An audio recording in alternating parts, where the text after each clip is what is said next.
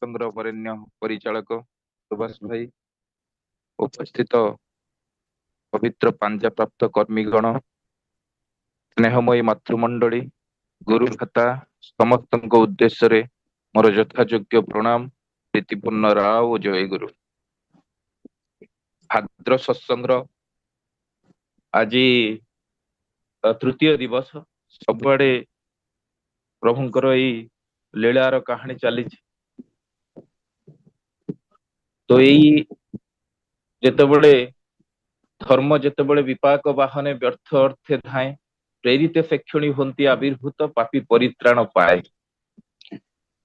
ଯେତେବେଳେ ସ୍ୱୟଂ ଈଶ୍ୱର ଦେଖନ୍ତି ତାଙ୍କ ସୃଷ୍ଟି ଆଉ ରହିବନି, ଆଉ ଧର୍ମଟା ବ୍ୟର୍ଥ ଅର୍ଥେ ଥାଏ, ମାନେ ଧର୍ମରେ ଯେତେବେଳେ ବିକୃତ ଅର୍ଥ ହୁଏ, ସେତେବେଳେ ସେ ଆସନ୍ତି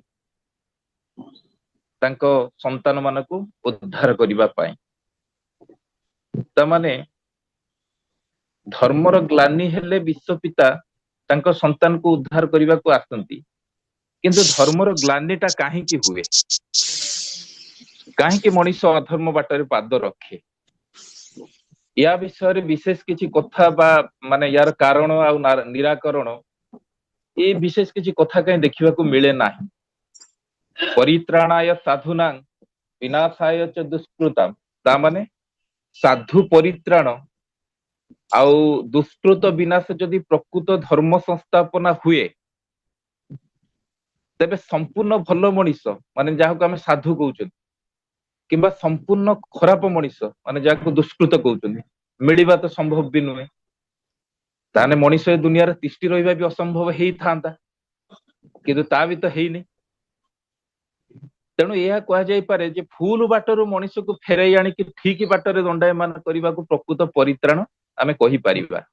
ଆଉ ଏଇଟା କେବଳ ସେଇ ଅଭ୍ରାନ୍ତ ଦ୍ରଷ୍ଟା ପୁରୁଷ ବା ସର୍ବଦ୍ରଷ୍ଟା ଯିଏ, ସେ ହିଁ କରିପାରନ୍ତି। ତେଣୁ ପୁରୁଷୋତ୍ତମଙ୍କର ଆବିର୍ଭାବ ହୁଏ। କିନ୍ତୁ ଇଏ ଏମିତି ଏକ ରହସ୍ୟମୟ ସତ୍ତା, ଯାହା ବିଷୟରେ ଆଜି ପର୍ଯ୍ୟନ୍ତ ବି କେହି ସମ୍ପୂର୍ଣ୍ଣ ଭାବେ ବର୍ଣ୍ଣନା କରିପାରି ନାହାନ୍ତି। ପୁରୁଷୋତ୍ତମ ଚିର ଅଜ୍ଞେୟ, ଚିର ଅପରିମେୟ, ଚିର ଅବର୍ଣ୍ଣନୀୟ, ଚିର ଅପହଞ୍ଚ, ପହଞ୍ଚି ହୁଏ ନା ତାଙ୍କ ପାଖରେ। ଆଉ ତାଙ୍କ କୃତି ଆଚରଣକୁ ବର୍ଣ୍ଣନା କରିବା ବି ସମ୍ଭବ ନୁହେଁ, ସାଧ୍ୟାତୀତ ଯୋଉଟା କୁହାଯାଏ। ତେଣୁ କୁହାଯାଏ ପୁରୁଷୋତ୍ତମଙ୍କ କୃତି ଆଚରଣ ସିଏ ନ ବୁଝେଇଲେ ବୁଝେ କେଉଁ ଜନ। ଇଏ ଏଭଳି ଗୋଟେ ରହସ୍ୟମୟ ସତ୍ତା, ଯାହାକୁ ମଣିଷ ଆଜି ପର୍ଯ୍ୟନ୍ତ ଚେଷ୍ଟା କରିଛି ଜାଣିବା ପାଇଁ, ବୁଝିବା ପାଇଁ, କିଛିଟା କ୍ଷୟ ପାଇଛି, ତଥାପି ସମ୍ଭବ ହେଇନି। ମଣିଷର ଜାଣିବାର ପ୍ରଚେଷ୍ଟା ଏବେ ବି ଜାରି ରହିଛି, ତଥାପି ଅନେକ ଅଜଣା ରହିଛି ଏ ବିସ୍ମୟକର ସତ୍ତାଙ୍କ ବିଷୟରେ। ଆଉ ଯୋଉମାନେ ତାଙ୍କୁ କିଛି ବି ଜାଣିଛନ୍ତି, ଜୀବନର କେନ୍ଦ୍ର କରିକି ଚାଲିଛନ୍ତି, ତାଙ୍କୁ ବିଶ୍ୱାସ କରିଛନ୍ତି, ତାଙ୍କ ପାଖରେ ଅନେକ ସମୟ କଟେଇଛନ୍ତି, ତାଙ୍କର ଏ ସ୍ୱରୂପକୁ କିଛିଟା ଜାଣିବାରେ ସକ୍ଷମ ହେଇଛନ୍ତି, ସେମାନେ ବି ଅକ୍ଷମତା ପ୍ରକାଶ କରନ୍ତି ଏ ପୁରୁଷୋତ୍ତମଙ୍କ ସ୍ୱରୂପଟାକୁ ପ୍ରକାଶ କରିବାକୁ, ଏଇ ସତ୍ତାଟାକୁ ପ୍ରକାଶ କରିବାକୁ। ଆଧୁନିକ ବିଜ୍ଞାନର କାରିଗରୀ କୌଶଳରେ ଆମେ ଆଜି ଚନ୍ଦ୍ର ପୃଷ୍ଠରେ ପହଞ୍ଚିଲେଣି, ମଙ୍ଗଳର ଅଭିଯାନ ଆମେ କଲେଣି। ଧୀରେ ଧୀରେ ଯୋଉ ରହସ୍ୟ, ଯୋଉ ମହାକାଶ, ଚନ୍ଦ୍ର, ସୂର୍ଯ୍ୟ, ଗ୍ରହ, ନକ୍ଷତ୍ରକୁ ଜାଣିବାର ମଣିଷ ମଧ୍ୟରେ ଯୋଉ ଅନନ୍ତ ଅଭିପ୍ସା, ସେ କିଛିଟା ଜାଣିଲାଣି ସେ ରହସ୍ୟ। ଆଜି କିଛିଟା ସଫଳ ହେଇଛି, ଧୀରେ ଧୀରେ ସେ ରହସ୍ୟ ବି ସବୁ ଉଦ୍ଘାଟିତ ହବ। କିନ୍ତୁ ପୁରୁଷୋତ୍ତମଙ୍କ ବିଷୟରେ ଯେତେ ଜ୍ଞାନ ଗବେଷଣା କଲେ ମଧ୍ୟ ତାଙ୍କର ସେ ସ୍ୱରୂପକୁ ବର୍ଣ୍ଣନା କରାଯାଇ ପାରି ନାହିଁ। ତାଙ୍କ ସତ୍ତା ବିଷୟରେ ଗୀତାର କଣ କହିଲେ? ତସ୍ମାତ୍ କ୍ଷରମତିତୋହମ୍ କ୍ଷରାଦପି ଚ ଉତ୍ତମ ଅତୋସ୍ମି ଲୋକବେଦେ ଚ ପ୍ରଥୀତ ପୁରୁଷୋତ୍ତମ। ସେ କ୍ଷର, ସେ ଅକ୍ଷର, ପୁଣି ସେ କ୍ଷରାତୀତ। ସମୁଦ୍ର କୂଳରେ ଛିଡା ହେଇକି ତାର ଗଭୀରତାଟାକୁ ମପା ଯାଇପାରେ, ଆଉ ଏଇ ଯୋଉ ଅନନ୍ତ ଆକାଶ, ୟାର ବିସ୍ତୃତିଟାକୁ ହୁଏତ କେହି ଧାରଣା କରିପାରେ, କାଳର ବି ଅନ୍ତ କେହି କହିଦେଇପାରେ, କିନ୍ତୁ କଳନା କରାଯାଇପାରେ ନା ଏଇ ଅସାଧାରଣ ଭାବେ ଏଇ ସାଧାରଣ ମଣିଷର ମହିମାର ବିସ୍ତୃତିଟାକୁ। ତାଙ୍କର ଭାବର ଗଭୀରତା, ତାଙ୍କ ଧାରାର ଆଦି କୋଉଠି ଅନ୍ତ କୋଉଠି ଏଟାକୁ କଳନା ବି କରାଯାଇ ପାରେ ନା। କୁହାଯିବା ତ ବହୁତ ବଡ କଥା, ବର୍ଣ୍ଣନା କରିବା ତ ବହୁତ ବଡ କଥା। ଏମିତି ରହସ୍ୟମୟ, ଏମିତି ବିସ୍ମୟକର। ଆଉ ଯୋଉ ମଣିଷଟି କାଳର ସ୍ରଷ୍ଟା, ତାକୁ କଳିବାକୁ କାଳର ସାଧ୍ୟ କାହିଁ? ପ୍ରତିଟି ସୃଷ୍ଟିରେ, ମାନେ ପ୍ରତିଟି ସୃଷ୍ଟିର ସୃଷ୍ଟି କଳ୍ପରେ ରହିଛି ସେଇ ଆଦିମ ସତ୍ତାର ସ୍ୱାକ୍ଷର। ଆଉ ତାଙ୍କୁ ଅସ୍ୱୀକାର କରିବାକୁ ବା ସାଧ୍ୟ କାହାର? ତେଣୁ ଏଇ ପୁରୁଷୋତ୍ତମ ସତ୍ତାକୁ ବୁଝେଇବା ଅତ୍ୟନ୍ତ କଷ୍ଟକର। ଠାକୁର କଣ କହିଲେ ନା, অজ্ঞ যেমন বিজ্ঞ তেমন, অজ্ঞ বিজ্ঞের থাকিন পার, জ্ঞান বিজ্ঞানের পারেও থেকে পরম পুরুষ ধ্রুতি সবার। যে মুহূর্তে অজান তিনি, সেই মুহূর্তে জ্ঞান প্রবীণ, জ্ঞান বিজ্ঞানের পারে থেকে পরম পুরুষ চির নবীন। ସିଏ ଜ୍ଞାନୀ, ସିଏ ପୁଣି ଅଜ୍ଞାନୀ, ପୁଣି ଜ୍ଞାନ ବିଜ୍ଞାନର ଉର୍ଦ୍ଧ୍ୱରେ। ଚିନ୍ତା କରନ୍ତୁ, ତାଙ୍କୁ ବୁଝିବ କେମିତି ଜଣ? ଏଠି ବିପରୀତ ସତ୍ତାର ଯୋଉ ବିପରୀତ ଶବ୍ଦର ସଂଘର୍ଷ ହଉଛି, ତାଙ୍କୁ ବୁଝିବା ଅତ୍ୟନ୍ତ କଷ୍ଟକର। ଅସୀମ ଶକ୍ତିର ସେ ଆଧାର, କିନ୍ତୁ ବେଳେ ବେଳେ ନିଜକୁ ସେ ସୁରକ୍ଷା ଦେଇପାରନ୍ତି ନାହିଁ, ଯୋଉଟା ହଉଛି ତାଙ୍କର ବିରାଟ ବଡ ଦୁର୍ବଳତା। ପୁରୁଷୋତ୍ତମ ଚିରକାଳ ବିସ୍ମୟ ହେଇକି ଥାନ୍ତି, ତାଙ୍କୁ ଉପରୁ ଉପରୁ ଦେଖିକି ଜାଣିବା ବା ବୁଝିବା ଏତେ ସହଜ କଥା ନୁହେଁ। ବେଶୀ ଭାଗ ସେ କଣ କରନ୍ତି ନା, ସେ ନିଜକୁ ପ୍ରକଟ କରନ୍ତିନି, ଅପ୍ରକଟ ହେଇକି ରହିଛନ୍ତି। ଠାକୁର କହିଛନ୍ତି ସତ୍ୟ ଅନୁସରଣରେ, ହୀରା ଯେପରି କୋଇଲା ପ୍ରଭୃତି ଆବର୍ଜନାରେ ଥାଏ, ଉତ୍ତମ ରୂପେ ପରିଷ୍କାର ନ କଲେ ତାର ଜ୍ୟୋତି ବାହାରେ ନା, ସେ ମଧ୍ୟ ସେଇପରି ସଂସାରରେ ଅତି ସାଧାରଣ ଜୀବ ପରି ରହିଥାନ୍ତି। କେବଳ ମାତ୍ର ପ୍ରେମର ପ୍ରକ୍ଷାଳନରେ ହିଁ ତାଙ୍କର ଦୀପ୍ତିରେ ଜଗତ ଉଦ୍ଭାସିତ ହୁଏ। ପ୍ରେମୀର ସଙ୍ଗ କର, ସତ୍ସଙ୍ଗ କର, ସେ ଆପଣା ଛାଏ ପ୍ରକଟ। ଠାକୁର କହୁଛନ୍ତି, ମୁଁ ଯେ କିଛି ଜାଣି ନାହିଁ ତା ଜାଣେ ନାହିଁ, ଏବଂ ମୁଁ ଯେ କିଛି ଜାଣେ ତା ମଧ୍ୟ ଜାଣେ ନାହିଁ। ତେଣୁ ସେ ପତଳା ଅହଂଯୁକ୍ତ ନିର୍ଗୁଣ ପୁରୁଷ। କେବଳ ମାତ୍ର ଭକ୍ତ ତାର ଯୋଉ ନିଜସ୍ୱ ସାଧନା ଅଛି, ସେଇ ସାଧନା ବଳରେ କିଛିଟା ଧରିପାରେ, କିଛିଟା ଚିହ୍ନି ପାରେ। ତଥାକଥିତ ଜ୍ଞାନରେ ଜ୍ଞାନୀ ତାଙ୍କୁ କେବେ ବୁଝିପାରିବନି। ତାଙ୍କ ପ୍ରଦତ୍ତ ବିଧାନ ସହ ଅଭ୍ୟସ୍ତ ସଂସ୍କାରର ସବୁବେଳେ ସଂଘର୍ଷ ହେଇଥାଏ। ତେଣୁ ସେ ସ୍ୱଦେଶରେ କୁତ୍ସାମଣ୍ଡିତ ହୋଇଥାନ୍ତି। ଠାକୁର ରାମକୃଷ୍ଣ ଦେବ କହିଛନ୍ତି, ଗଭୀର ସମୁଦ୍ର ମଧ୍ୟରେ ଗୋଟେ ବିରାଟ ପାହାଡ ଲୁଚିକି ରହିଛି। ଆଉ ସେ ପାହାଡର ଯୋଉ ଉପର ଭାଗଟା ସାମାନ୍ୟ ଟିକେ ଦେଖା ହଉଛି, ସେଟା ମନେ ହୋଇଥାଏ ଯେ ଏଟା ଭାସମାନ ବରଫ ପରି। ଆଉ ସେ ଯୋଉ ସମୁଦ୍ରର ଯାଉଥିବା ଯୋଉ ଜାହାଜର ଯେ କ୍ୟାପ୍ଟେନ, ସେ ଯଦି ଠିକ, କିଏ ଜଣେ କଥା କହୁଛନ୍ତି, ସିଏ ସମୁଦ୍ର ମଧ୍ୟରେ ଯାଉଥିବା ଜାହାଜର କ୍ୟାପ୍ଟେନ ଯଦି ତାକୁ ଠିକ ଭାବେ ନ ବୁଝିପାରେ, ତେବେ ସେ ଜାହାଜ ପାହାଡ ଦେଶରେ ପିଟି ହେଇକି ଖଣ୍ଡ ବିଖଣ୍ଡିତ ହେଇଯିବ। ଠିକ ସେଇପରି ସାଧାରଣ ମଣିଷ ନିଜର ଅଜ୍ଞତା ବଶତଃ ଯଦି ପୁରୁଷୋତ୍ତମକୁ ଚିହ୍ନି ନ ପାରିଲା, ତା ଅବସ୍ଥା ବି ସେଇଆ। ଏଇ ଯୋଉ ଦୁର୍ଗାନାଥ ସାନ୍ୟାଲ ଆପଣ ମାନେ ସମସ୍ତେ ଜାଣିଛନ୍ତି। ଯେହେତୁ ଭାଦ୍ର ମାସ, ତାଙ୍କ ଲୀଳାର କାହାଣୀ କିଛି କହିବାକୁ ହବ ଯେ ଆମାଶୟ ରୋଗ ତାଙ୍କର ହେଇଥିଲା, ବ୍ଲଡ ଡିସେଣ୍ଟ୍ରି, ଯୋଉଟା ସେ କେମିତି ବଗଡା ଚାଉଳର ଭାତ ଖାଇକି ତାଙ୍କୁ ଠାକୁର ଭଲ କରିଥିଲେ। ସେ ଅନେକ ଦିନ ଏମିତି 10-12 ଦିନ ସେ ସବୁଦିନ ତାପରେ ଠାକୁରଙ୍କ ପାଖକୁ ଯାଆନ୍ତି। 10-12 ଦିନ ଯାଇପାରି ନାହାନ୍ତି ହିମାୟତପୁର। ତାଙ୍କ ମନର ଟିକେ ଭିତରଟା ବି ଟିକେ କଲବଲ ହଉଛି, ଆଉ ଶରୀରଟା ବି ଟିକେ ଖରାପ ଲାଗିଲା, ତାକୁ ଯାଇପାରିଲେ ନାହିଁ। ରାତିରେ ଖାଇ ପିଇକି ଶୋଇଛନ୍ତି, କିନ୍ତୁ ତାଙ୍କ ମନରେ ଗୋଟେ ସବୁବେଳେ ମାନେ ପ୍ରଶ୍ନ, ଇଏ ଠିକ ଅଛି, ଇଏ ଜଣେ ପ୍ରେମୀ ପୁରୁଷ, ସାଧୁ ପୁରୁଷ, ଇଏ ପୁରୁଷୋତ୍ତମ କେମିତି ହେଲେ? ଇଏ ତ ମଣିଷ, ଆମରି ଭଳିଆ ଗୋଟେ ଇମୋସନ ହେଇଯାଉଛି, ନହେଲେ ଗୋଟେ ଭାବ ସମାଧି ହେଇଯାଉଛି, କଣ ଗୋଟେ ବାହାରୁ ମାନେ କିଛି ବାଣୀ ତାଙ୍କର ବାହାରି ଆସୁଛି, କିନ୍ତୁ ଇଏ ପୁରୁଷୋତ୍ତମ, ଏଇ କଥାଟା ସେ ଆଉ କୌଣସି ମତେ ମାନି ପାରୁନଥିଲେ। ତ ଦିନେ ଖାଇ ପିଇକି ଏଇ କଥା ସବୁ ଭାବୁଛନ୍ତି, ଭାବିକି ଯାଇକି ଶୋଇଛନ୍ତି। ହଠାତ୍ ଗଭୀର ରାତିରେ କଣ ନା ବାହାରୁ ଆବାଜ ଶୁଭିଲା, ଦୁର୍ଗାନାଥ ଦା, ଦୁର୍ଗାନାଥ ଦା ଡାକୁଛନ୍ତି। ଠାକୁର ତାଙ୍କ ଠାରୁ ସାନ ଥିଲେ, ଆଉ ଇଏ କବାଟ ଖୋଲିକି ଦେଖିଲେ, ସେତେବେଳେ ତ ସେମିତି କିଛି ଲାଇଟ ସିଷ୍ଟମ ନଥିଲା, ଲଣ୍ଠନ ହାତରେ ଧରିକି ଠାକୁର ଛିଡା ହେଇଛନ୍ତି। ଆଉ ତାଙ୍କୁ ଡାକିକି ବସେଇଲେ, ଦୁର୍ଗାନାଥ ଦା ତମାକୁ ଆଣିଲେ ଠାକୁର। ଦୁର୍ଗାନାଥ ଦା ଯେହେତୁ ତାଙ୍କ ଠାରୁ ବଡ, କିନ୍ତୁ ତାଙ୍କ ସାମ୍ନାରେ ଠାକୁର, ଅନନ୍ତନାଥ ଏମାନେ ମାନେ ତମାକୁ ଖାଆନ୍ତି ନାହିଁ। କିନ୍ତୁ ଏଇ ଯୋଉ କେତେ ଦିନର ଯୋଉ ତାଙ୍କର ମିଳାମିଶା ହେଇଛି ତା ମଧ୍ୟରେ ତାଙ୍କର ତମାଖୁଟା ଚଳି ଯାଇଛି। ତ ଠାକୁର କହିଲେ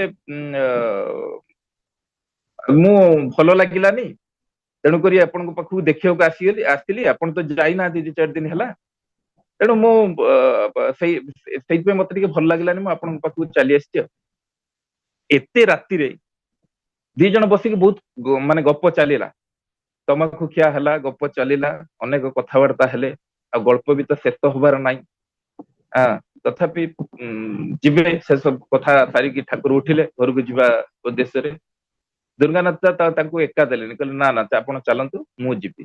ଆଉ ଆସିଲା ବେଳେ ତାଙ୍କ ଗୃହିଣୀ କି କହିଦିଆଯାଇଥିଲେ ଦରଜା ବନ୍ଦ କରିଦେ, ମୁଁ କାଲି ସକାଳୁ ଆସିବି।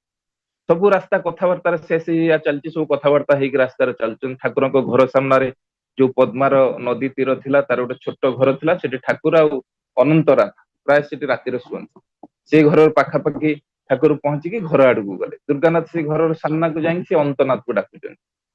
ଦରଜା ଖୋଲିଲେ ଅନନ୍ତନାଥ। ଦୁର୍ଗାନାଥ ଦେଖିଲେ ଘର ଭିତରେ ଅନନ୍ତନାଥଙ୍କ ପାଖକୁ ଛିଡା ହେଇଛନ୍ତି ଜଣେ ମଣିଷ। ସେ କହିଲେ ଆରେ ଇଏ କିଏ? ଇଏ ତ ମୋ ସାଙ୍ଗରେ ଏବେ ଆସିଲେ, ଇଏ ଯେ ଠାକୁର ଅନୁକୂଳ ଚନ୍ଦ୍ର। ଆଉ ଇଏ ଠାକୁର ଛିଡା ହେଇଛନ୍ତି ମାନେ ନିଦ ଫିଦ ଭାଙ୍ଗିକି ସଦ୍ୟ ଯେମିତି ତାଙ୍କର ନିଦ୍ରା ଭଙ୍ଗ ହେଇଛି, ଏଇ ଟାଇପର। ଦୁର୍ଗାନାଥ ତାଙ୍କୁ ପଚାରୁଛନ୍ତି ତୁମେ କିଏ, କଣ କେମିତି କରିକି ଏଠିକି ଆସିଲ? ଏଇ ତ ମୋ ସାଙ୍ଗରେ ଆମ ଘରୁ ଅନ୍ତ ଘରକୁ ଯିବାକୁ କହିକି ମୋରି ଆଖ ଆଗରେ ଦେଇକି ସେପଟକୁ ପଳେଇଲେ। ଆମ ଘରୁ ପୁଣି ଏଇ ଘର ପର୍ଯ୍ୟନ୍ତ ଆସିବା ବାଟରେ ଆମେ ଦି ଜଣ ଏତେ କଥାବାର୍ତ୍ତା ହେଇକି ଆସିଲେ।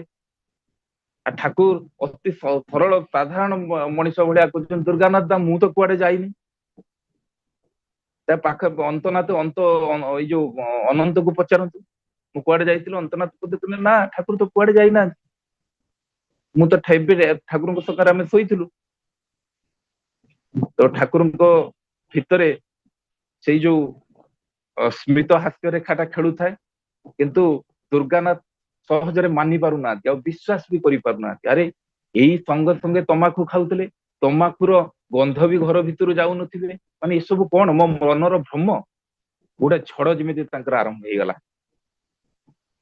ଆଉ ଠାକୁର ଅନନ୍ତନାଥଙ୍କର ଯୋଉ ହାତକୁ ମାନେ ଶକ୍ତ କରିକି ଧରିଥାନ୍ତି, ସେଠୁ ଯାଇକି ସେ କଣ କଲେ ନା ସିଧା ତାଙ୍କ ଘରକୁ ପୁଣି ବ୍ୟାକ୍ କଲେ। ଯାଇକି ଦେଖିଲେ ସେଠି କେହି ବି ନାହାନ୍ତି, ସବୁଆଡେ ଅନ୍ଧକାର। କୌଣସି ମତେ ସେ ନିଜକୁ ବିଶ୍ୱାସ କରିପାରୁନାହାନ୍ତି, ଯେମିତି ମାନେ ମାନେ ତାଙ୍କ ଟୋଟାଲ ଯେମିତି ସ୍ୱପ୍ନ ଭଳିଆ ତାଙ୍କୁ ଲାଗୁଥାଏ। ତ କହିବାର ଉଦ୍ଦେଶ୍ୟ ହଉଛି ଇଏ ଏମିତି ସତ୍ତା। ସେଥିରେ ଲାଷ୍ଟକୁ ଦୁର୍ଗାନାଥ ପୁଣି ଦୀକ୍ଷା ନେଇଥିଲେ, ଦୀକ୍ଷା ନେଇକି ଯାହା ଯାହା ହେଇଛି ଆପଣ ମାନେ ଜାଣିଛନ୍ତି, ତାଙ୍କ ଲମ୍ବା କରିବାକୁ ଯିବା ନାହିଁ। ତ ଏମିତି ସତ୍ତା ଏଙ୍କୁ ଜାଣିବା, ତାଙ୍କ ପାଖରେ ରହିକି ବି ତାଙ୍କର ସାନ୍ନିଧ୍ୟ ପାଇକି ବି ସେଇ ଜାଗାରେ ମଣିଷ ଜାଣିପାରି ନାହିଁ। ଏଇ ଯୋଉ ମେଘନାଦ ଗୋଟେ ନାଗ ଫାସରେ ବାନ୍ଧି ଦେଇଥିଲା, ଆପଣ ମାନେ ଜାଣିଥିବେ ନାଗ ଫାସ ମିନ୍ସ ସେଟା ଗୋଟେ ପ୍ରକାର ଗଣ୍ଠି ସେ ରାମଚନ୍ଦ୍ରକୁ ବାନ୍ଧି ଦେଇଥିଲା। ଜାମ୍ବୁବାନ ଖୋଜୁଛି ହନୁମାନ ଗଲା କୁଆଡେ?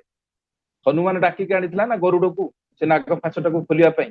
ତ ଭକ୍ତ ଯୋଉମାନେ ସେମାନେ ସ୍ଥିର ଗ୍ରହଣକ୍ଷମ, ଶ୍ରେଷ୍ଠ ଚିନ୍ତା ତାର ଚାହିଦା ପ୍ରାଣ ଭରେ ଥାକେ, ପୂରଣ ପୂରଣ ପ୍ରୟାସ ନିଏ ଜ୍ଞାନୀ ବୋଲି ତାକେ। ଯୋଉମାନଙ୍କର ଶ୍ରେଷ୍ଠ ଚିନ୍ତା, ତାଙ୍କର ଚାହିଦା ତାଙ୍କୁ ପରିପୂରଣ କରିବା ପାଇଁ ସବୁବେଳେ ସେମାନେ ତତ୍ପର ଥାନ୍ତି, ସେମାନେ ବାସ୍ତବିକ ଧ୍ୟାନରେ ଥାନ୍ତି। ତ ହନୁମାନ ସାଥିରେ ଗରୁଡ ସେଦିନ ଆସିଛି। ଗରୁଡର ପ୍ରଶ୍ନ, ହନୁମାନ ମତେ କହିକି ଆସିଲା ଇଏ ହଉଛି ବିଷ୍ଣୁଙ୍କର ଅବତାର, ଏ ବିଶ୍ଵ ଦୁନିଆର ମାଲିକ ଗୋଟେ ଗଣ୍ଠିକି ଫିଟେଇ ପାରୁନାହାନ୍ତି। ସେ ଯାଇକି ସେଠୁ କଣ କଲା ନା ନାରଦଙ୍କୁ ଏଇ ପ୍ରଶ୍ନଟା କଲା, କହିଲା ଏଇ ହନୁମାନ ମତେ କହିକି ଆସିଲା ଯେ ଇଏ ହଉଛନ୍ତି ବିଶ୍ଵ ଦୁନିଆର ମାଲିକ, ଇଏ ହଉଛନ୍ତି ବିଷ୍ଣୁଙ୍କର ଅବତାର, କିନ୍ତୁ ଇଏ କଣ ଏଇ ଗୋଟେ ଗଣ୍ଠିଟାକୁ ଫିଟେଇ ପାରିଲେନି? ନାରଦ କହିଲା ମୁଁ ଭାଇ ତୋର ଏଇ ପ୍ରଭୁଙ୍କର ଏଇ ଯୋଉ ମଣିଷର ଅବତାର, ଏ ମନୁଷ୍ୟ ଅବତାର ଆଉ ପୁରୁଷୋତ୍ତମଙ୍କର ଏଇ ଯୋଉ ସତ୍ତା ବିଷୟରେ ମୁଁ ଆଜି ପର୍ଯ୍ୟନ୍ତ ବି ଜାଣିପାରି ନାହିଁ। ତେଣୁ ତୋର ଏଇ ଯେ ପ୍ରଶ୍ନ, ତୋ ପ୍ରଶ୍ନର ଉତ୍ତର ମୁଁ ଦେଇପାରିବିନି, ତୁ ବ୍ରହ୍ମାଙ୍କ ପାଖକୁ ଯା, ମୋ ବାପାଙ୍କ ପାଖକୁ। ନାରଦ ସେଠୁ ବ୍ରହ୍ମାଙ୍କ ପାଖକୁ ଗଲା। ନାରଦ ବ୍ରହ୍ମାଙ୍କୁ ବି ସେଇ କଥା କହିଲା, ଆଜ୍ଞା ଗରୁଡ ମତେ ଡାକିକି ଆଣିଲା, କହିଲା ଇଏ ହଉଛି ବିଷ୍ଣୁଙ୍କର ଅବତାର ଏଇ ରାମଚନ୍ଦ୍ର, ଆଉ ଏଇ ସାମାନ୍ୟ ଗଣ୍ଠିଟାକୁ ଫିଟେଇ ପାରିଲେନି? ମୁଁ ନାରଦଙ୍କୁ ପଚାରିଲି, ସିଏ ବି କହିପାରିଲେନି, ସିଏ ମତେ ଆପଣଙ୍କ ପାଖକୁ ପଠେଇଦେଲେ। ବ୍ରହ୍ମା କହିଲେ ନା, ଏଇ ପ୍ରଭୁଙ୍କର ଏଇ ଯୋଉ ପୁରୁଷୋତ୍ତମଙ୍କର ଏଇ ଯୋଉ ସତ୍ତା, ଇଏ ଏତେ ରହସ୍ୟମୟ, ଏତେ ବିସ୍ମୟକର, ଏକ ମୁଁ ବି କହିପାରିବିନି, ତୁ ଶିବଙ୍କ ପାଖକୁ ଯା, ସେ ସବୁବେଳେ ତାକୁ ଧ୍ୟାନ କରୁଛନ୍ତି। ଏଇ କଥାଟା ଶୁଣିଲା ପରେ ଗରୁଡ ମନରେ ଟିକେ ଗର୍ବ ହେଇଗଲା, କାରଣ ସେ ତ ବିଷ୍ଣୁଙ୍କର ଭକ୍ତ ଥିଲା। ତେଣୁ ସେ କହୁଛି ବୋଧେ ଇଏ ଭଗବାନ ନୁହନ୍ତି, ଏମାନେ ହନୁମାନ ମତେ ଏମିତି କହିକି ନେଇ ଆସିଲେ। ଯାହା ବି ହଉ, ସେ ଶିବଙ୍କ ପାଖକୁ ଗଲା। ଶିବ ତାକୁ ଦେଖିଲେ ୟାର ଗର୍ବ ବି ଟିକେ ବଢି ଯାଇଛି। ସେଠୁ ତାକୁ କହିଲେ ଏଇ ରହସ୍ୟ ମୁଁ ବି ଜାଣିପାରିନି, ପୁରୁଷୋତ୍ତମଙ୍କ ରହସ୍ୟ ବିଷୟରେ ମୁଁ କହିବି ପାରିବି ନାହିଁ, ଏ ସତ୍ତା ବିଷୟରେ ମୋର ଜ୍ଞାନ ବି ନାହିଁ। ତୁ ଯା, ଏଇ ଯୋଉ କୁଆ ଯୋଉ ମାନେ କୁଆ ଯାଇକି ସେଠି ଯାଜନ କରୁଛି, ସେ କୁଆ ପାଖରୁ ତୁ ଯାଇକି ଶୁଣିବୁ। ଗରୁଡର ମନଟା ଫିକା ପଡିଗଲା, କାରଣ ସେ ନିଜକୁ ପକ୍ଷୀ ଜାତିର ଶ୍ରେଷ୍ଠ ବୋଲିକି ଭାବେ, ଆଉ କୁଆଟାକୁ ପକ୍ଷୀ ଜାତିର ସବୁଠାରୁ କମଜୋରି ମାନେ ପକ୍ଷୀ ବୋଲିକି ଭାବନ୍ତି। ତଥାପି ଯାହା ହଉ, ଯେତେବେଳେ ମହାଦେବ କହିଛନ୍ତି ସେ ଯାଇକି ପହଞ୍ଚିଛି। ଏଇଟା ମୁଁ ଆପଣ ମାନଙ୍କୁ ଯୋଉ କହୁଛି, ଏଇଟା ରାମଚରିତ ମାନସର କଥା। ତ କୁଆର ଚତୁର୍ପାର୍ଶ୍ୱରେ ବସିକି ସବୁ ଦେବାଦେବୀ ଶୁଣୁଛନ୍ତି ଅନନ୍ତ ଲୀଳା ପ୍ରଭୁଙ୍କର, ସେଇ ତାଙ୍କ ସ୍ୱରୂପ ସମ୍ବନ୍ଧରେ ସେ ବର୍ଣ୍ଣନା କରୁଛି, ଯୋଉଟା ରାମଚରିତ ମାନସରେ ଅଛି। ବ୍ୟାପକ ବ୍ୟାପୀ ଅଖଣ୍ଡ ଅନନ୍ତା ଅଖିଳ ଅମୋଘ ଶକ୍ତି ଭଗବନ୍ତା। ଯାହାଙ୍କ ବିଷୟରେ ତୁ ଜାଣିବାକୁ ଚାହୁଁଛୁ, ସେ ହଉଛନ୍ତି ବ୍ୟାପକ ବ୍ୟାପୀ ଅଖଣ୍ଡ ଅନନ୍ତା, ସେ ଅଖିଳ ଅମୋଘ ଶକ୍ତି ଭଗବନ୍ତା। ସମସ୍ତ ଶକ୍ତିର ସେ ହଉଛନ୍ତି ଆଧାର। ତୁ ଭାବୁଛୁ ଗୋଟେ ଗଣ୍ଠି ତାଙ୍କୁ ବାନ୍ଧିକି ରଖିଛି? ଏ ବର୍ଣ୍ଣନା ଶୁଣୁ ଶୁଣୁ ଲୁହ ଆସିଗଲା ଗରୁଡର। ପ୍ରଭୁ, ତୁମର ମାନେ ମଣିଷ ରୂପ, ମାନବୀୟ ସତ୍ତା ଲୀଳା ମୁଁ ବୁଝିପାରିବି।